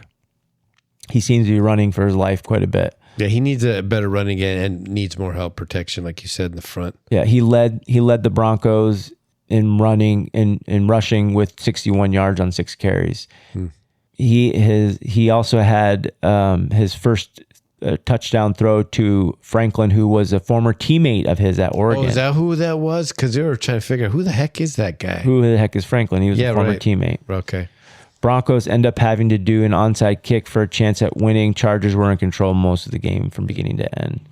Steelers versus Raiders. The Steelers moved to 4-2 here, beating the Raiders 32-13. The Raiders moved to 2-4. Started off being a very close game, especially in the first half. Najee Harris was very impressive in this game. He had a nice Superman diving touchdown. I don't know if you saw that. It was pretty cool. He had 14 rushes for 106 and a touchdown. He looked good. Fields had 2 nice runs for touchdowns. One where he barely caught the edge of the defense. The second touchdown looked like a design quarterback run. I really believe that this team would be better with Russell Wilson as quarterback. You think so? Yes, I believe that wholeheartedly. No question about it. I don't think Fields is better than Russell Wilson. I think if the running game's established, which it looks like it is getting there, Russell Wilson definitely is a better quarterback. Yeah, I think he would bring he would make George Pickens better. I think Pickens would have better games with I think Russell is just a more natural, better passer than Justin Fields at this point in Fields' career. Doesn't mean that Fields doesn't get better. I just think that Russell's further along than he is right now. Steelers defense is very good. I would say they're probably top 5 in the NFL easily. I don't know what the stats say. The Raiders bench Gardner Minshew here in favor of Aiden O'Connell. I think I'd rather have Gardner based on what I saw in this game. I think so too. Overall conclusion is the Raiders need a quarterback. Big time. Among other things. Didn't seem to have an immediate connection with Brock Bowers. Yeah, then they lost Devontae Adams to the Jets. We'll see if that has any impact at all. So we'll see. Falcons versus the Panthers. Falcons moved to 4-2. The Panthers moved to 1-5. Falcons win here 38-20. Started off like it was going to be a good game, but Kirk Cousins played extremely well, 3 for 225 and a touchdown. Bijan Robinson had 2 touchdowns, and Tyler Algiers had 1. They had over 200 yards rushing, so they dominated through the air and through the ground. Chuba Hubbard had an okay game, averaging 5 yards a carry for 92 yards. That's not bad. All right, do you want to talk about this game? I don't, but you should just play the clip of it. Just the Cowboys and the Lions, they got annihilated. It was just horrible. I saw the game and I turned it off, then I turned it back on, and I just was disgusted. I think any Cowboy fan out there probably felt the same way. This is the worst loss the Cowboys have had since Jerry Jones' first year. 1982, you said, right? I don't remember what year it was, but yeah, they lose here 47-9. That was a it was embarrassing. Yeah, it was embarrassing. I do have a clip. Go ahead. This is our team, so I figured the one clip that I pulled for sports should be at least our team. So let me play the clip. They still feel like we still want to strengthen our team. Look, it's not like they won the Super Bowl yet. They had a great time. They had a great run last year, got to the championship game, and they came up short. And the reality is when you come up short to the Niners, and the Niners came up short to the Chiefs, you're still looking up at other teams. But they want to prove today, and they have shown today, they are a team to be reckoned with. Everyone is got their eyes out for Detroit. They are not sneaking up on anybody anymore. Well, let's ask you this. I think you always come into the year and you kind of think, okay, these teams are going to be good, almost positive. These teams may be good. These teams are not. And now we're into it, right? Now we're nearly to the end of 6 weeks into the season. So in the NFC, who's good? Who's the best team that you've seen so far that you think is going to be tough to beat? I think the one we're watching today, to me, is the one that's most balanced offensively, defensively, most creativity. I think that their ability to execute difficult things well. And not only can they run the ball well, they got 2 guys that run the ball well. I think the best offensive line in football. They had a flea flicker play here where 4 different line players touched the ball before Laporta, the tight end, scores the touchdown. Goff here goes 18 for 25, 315 for 3 touchdowns. Dak here does 17 for 33, 178, 2 INTs. Montgomery has 12 carries for 80 yards and 2 touchdowns. The Cowboys can't run the ball. Dowdle only had 25 yards, and he was the leading rusher with 25 yards. Aiden Hutchinson gets injured in this game. It was a huge loss for. Let me restate that. A huge loss for the Lions going forward. They said he was the heart and soul of the defense. That's what one of the players said when they were interviewing him about the injury.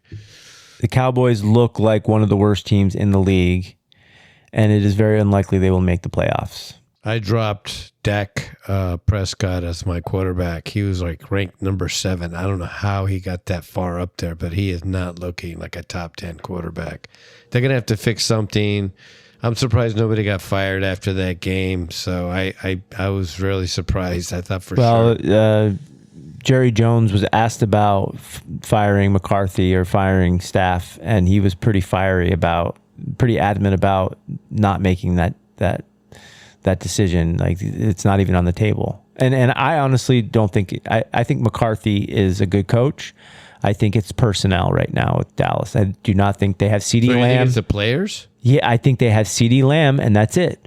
I don't think Dak is a great quarterback. I think he's average at best, and we have no running game, and we're missing our 2 best defensive players. I think it's a really accurate assessment. It's they're not definitely going. I don't even think if they won't even win their division. I think Washington's going to take them. They're just looking way too strong. Bengals versus the Giants. This was the Sunday night game. Yeah, the Giants lose here to the Bengals. Very defensive heavy game. Neither quarterback threw a touchdown pass, and the leading rusher for both squads was their quarterbacks. So Burrows and Daniel Jones. Joe had a rushing touchdown along with teammate running back Chase Brown, who received more of the workload with 10 carries more than Zach Moss. Devin Singletary was out for the Giants with a groin injury, so Tyrone Tracy took over as a primary back on Sunday night. He actually did a pretty halfway good decent job. Yeah, a lot of people picking him up off of the waiver wire. I didn't know who he was backup, but I guess he's doing really good for the. And for then the that, Giants. yeah, sorry. No, it's okay. And then that leaves Monday night's game between the Bills and the Jets, and I believe the final score was 23-20. The Bills win that. The Jets kicker Zerline hit 2 posts in that game. If he makes those field goals, we're singing a different tune today. I think Aaron Rodgers threw at least 1 pick in that game. I don't have any of the stats. I didn't get a chance to write anything up about it. Do you have anything to say about the game? No, I'm just curious to see what happens now that Devontae Adams, and I don't know if we've talked about it a couple times, but Aaron Rodgers, he didn't win the MVP, of the league several times. He's amazing. He's won the MVP several times? Oh, yes, he has. So he's good. He's older, but if they give him the protection, he'll pick you off. And now he's got his favorite receiver that he played with, Devontae Adams. So it should make some kind of difference, hopefully. What I had this week, I mean, you watched, you did a great job commenting on those games. But what I did is, we're both involved in this fantasy football. If you are, what we're going to do is put a segment in here. It should go pretty quick. We're going to go with the fantasy football point leaders by position. And in the quarterback position, Caleb Williams from Chicago had 28.6 points. And the running back position, Sean Tucker from the Tampa Bay Buccaneers had 34.2 points. The wide receiver, Chris Godwin, again from the Tampa Bay Buccaneers, had 35.5 points. The tight end position was Cole Kmet from Chicago. He had 24 points. The kicker, Jake Bates from Detroit, 17 points. And the defense was Detroit, had 18 points. So if you're in the fantasy football, those are the leaders that scored the most points by position. In week 7, what we're going to have is the pick'ems. Teams on buys this week is the Dallas Cowboys and the Chicago Bears. The Broncos. Those are the only 2 teams that are on buys? That's what it said. I looked it up. I mean, 2. No, you got to figure how many. There's more than that because that's just in the NFC. There's other teams. There's more teams on buys than just Dallas and Chicago. Yeah, it just says Chicago Bears and Dallas Cowboys. Maybe that's right. All right. Dallas Cowboys and Chicago Bears. I think there's 2 a week because if you do all the way to 14, that's 20. So you want to do pick'ems again? I think we should. Yeah, we didn't keep track last time, right? No, but I think it's a fun segment to. I mean, we've missed some weeks, but I can go back and look and find we did keep track. So I did keep track.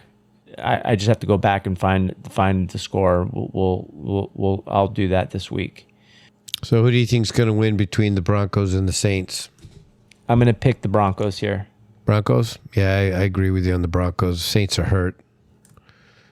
I don't even know if Derek Carr is going to be back by then. Okay. The Patriots and the Jaguars, 2 of the worst teams in the league. They're both 1-5 apiece. That's Sunday night at 9:30. Are they playing somewhere? Usually when it's 9:30, it's a team somewhere they're playing. Yeah, they're playing in London. Okay, they're playing in London, right? That is going to be like the... Who you got? I think this Drake May is going to come around. I mean, the Jaguars got to do something. They're going to fire that new coach. I have the Jags here. Yeah, I think the Patriots are going to win. The Lions and the Vikings. Who do you have? Oh, I think the Lions are going to beat them. I have the Lions too. Yeah.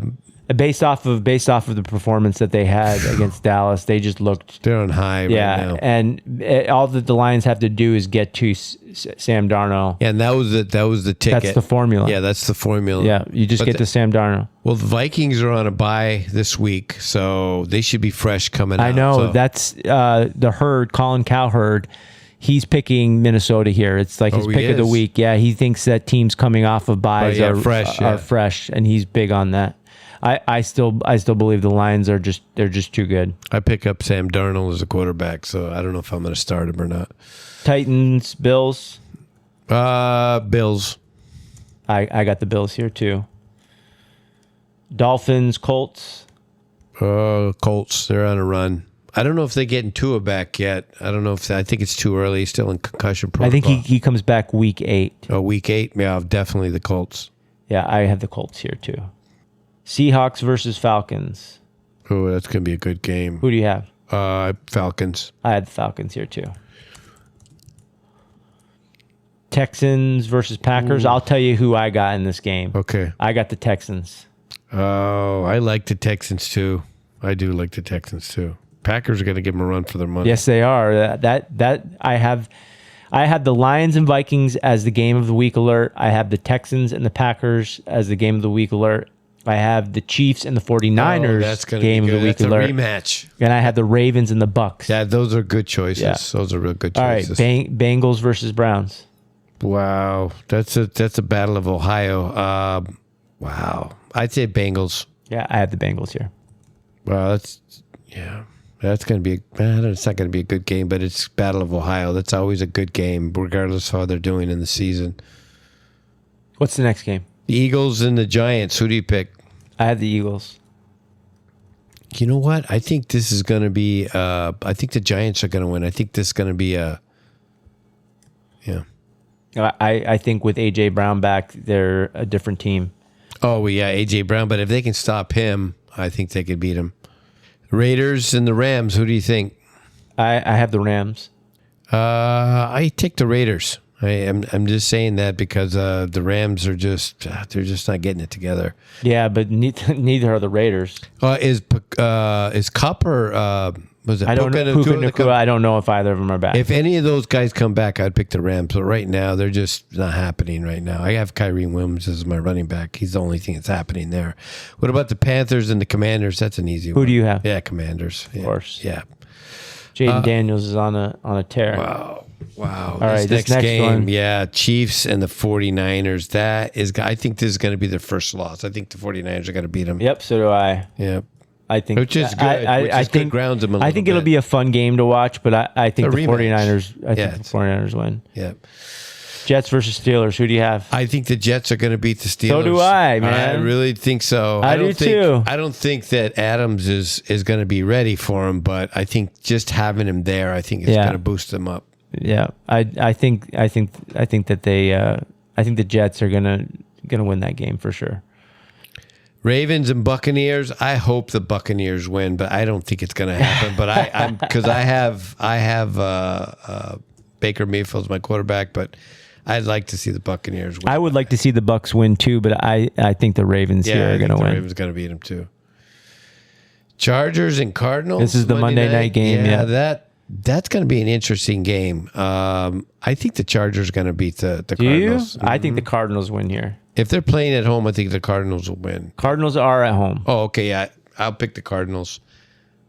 They're good at home, and Kyler Murray is really good. All right, let's move to the Bruins. The Bruins go 2-2, losing to the Panthers twice. Panthers they have their first game. This is going to be hard to cover as fast as I want to cover it. The Panthers, they lose pretty big in the first game with Jonas Korpisalo in net. They lose 6-4 on opening night. Score doesn't do justice to how badly they got beat that night. The second game, they beat the Canadians with Swayman in net 6-4. It's a good thing they re-signed Swayman. They signed Swayman for an 8-year deal, $66 million. Still 4 goals is too many. In the third game, they win in overtime against the Kings 2-1. David Pastrnak, a.k.a. Pasta, scores 3 minutes into overtime to give them their second win. This gives Pasta 3 goals and 1 assist. That was before last night's game, which was against the Panthers at home this time, and they lost 4-3. So that moves them 2-2 with the only team that they've lost to as the champions. So I don't feel so bad about it. Is he their leading scorer, that Pasta guy? I'm not sure. No, okay. I'm not sure. Okay. But Pastrnak is one of their better players and the assistant captain. in other NHL news, the Sharks' first-round draft pick Celebrini week to week with an injury coming in the season opener. He's only 18 years old. What did you expect? Yeah, it is being described as a lower body injury. Panthers Barkov is out 2 to 3 weeks for, again, a lower body injury. Looked like a right leg injury as he couldn't skate on it going to the bench playing against the Senators in a 3-1 loss. Does that sound familiar in the corner where you got taken out? Yeah. And then lastly is baseball. The Guardians advanced to the ALCS. Okay. The Yankees advanced to the ALCS. So you have the number 2 and number 1 seeds playing against each other. And the Yankees, before I say that, I believe the Yankees won game 1. Oh, they play tonight? I think they play tonight. Yeah. So the Yankees are up 1 right now in the series. And right now they're in the bottom of the 6th with the Yankees winning 4-2. So it looks like the Yankees are going to go up 2 games to 0. How many games are in the? Is it 5? Best out of 7. It's the best out of 7. Okay. Yeah.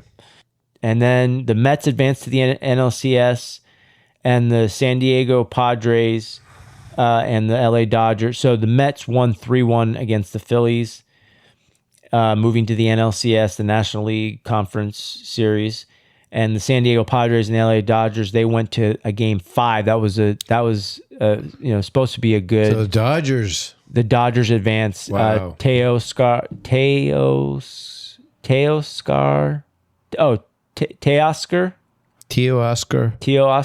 Hernandez and Enrique Hernandez both hit home runs to win the series. Dodgers advanced to the NLS, and they've had 2 games and they've split them. So one apiece. And I'm not sure when they're playing next. So it'd be easier to follow now. Now that there's only 4 teams left. There's only 4 teams left. Right. So it should be easier to follow. And it would be cool to see the Mets and the Yankees play. That would be something, right? Yeah. Wow. So that's who I'm cheering for. I'm cheering yeah. for the Mets and the Yankees to win. Yeah, I'd like to see the Mets. And I think friends of ours in New York are big Mets fans. All right. We made it through. That was a long podcast. That was a lot of information there. 2 hours, 36 minutes. Wow. Is that our longest one so far? No, it's not. That's not? No. But I hope you have fun time editing it. You got all this new equipment. So, yeah, I would do it. I would do it tomorrow and then get it in there. So I got a busy week this week. So. Yeah. We're going to the hospital this week for Mom. Yeah. Maybe we should say a quick prayer for her on the air. Yeah. You want to do that? Yeah, let's do that. Thank you. Dear God, you know my partner for life. You're going to be dealing with this surgery, Lord. I just pray that everything works out well and that the surgeons and all the medical staff that are there are fresh and on their game and everything work out the way it's supposed to. And I love her, and we've been married for a long time, over 40 years, and I'd like to keep her around for a while. So just pray that everything go well. Thank you for everything. And Divine Architect, I pray in your name. You know what's on my heart. You know what's on my mind. And she is on my mind constantly. Please, God, please be with her for surgery. And please let the healing begin after surgery. In your name. Amen. Thank you, son. I appreciate that. We like to end the podcast with, we're thankful. We're grateful. We're blessed. Yes, we are blessed. And I love you, Dad. And I love you too. Hope you have a good night. And that's how we break soil.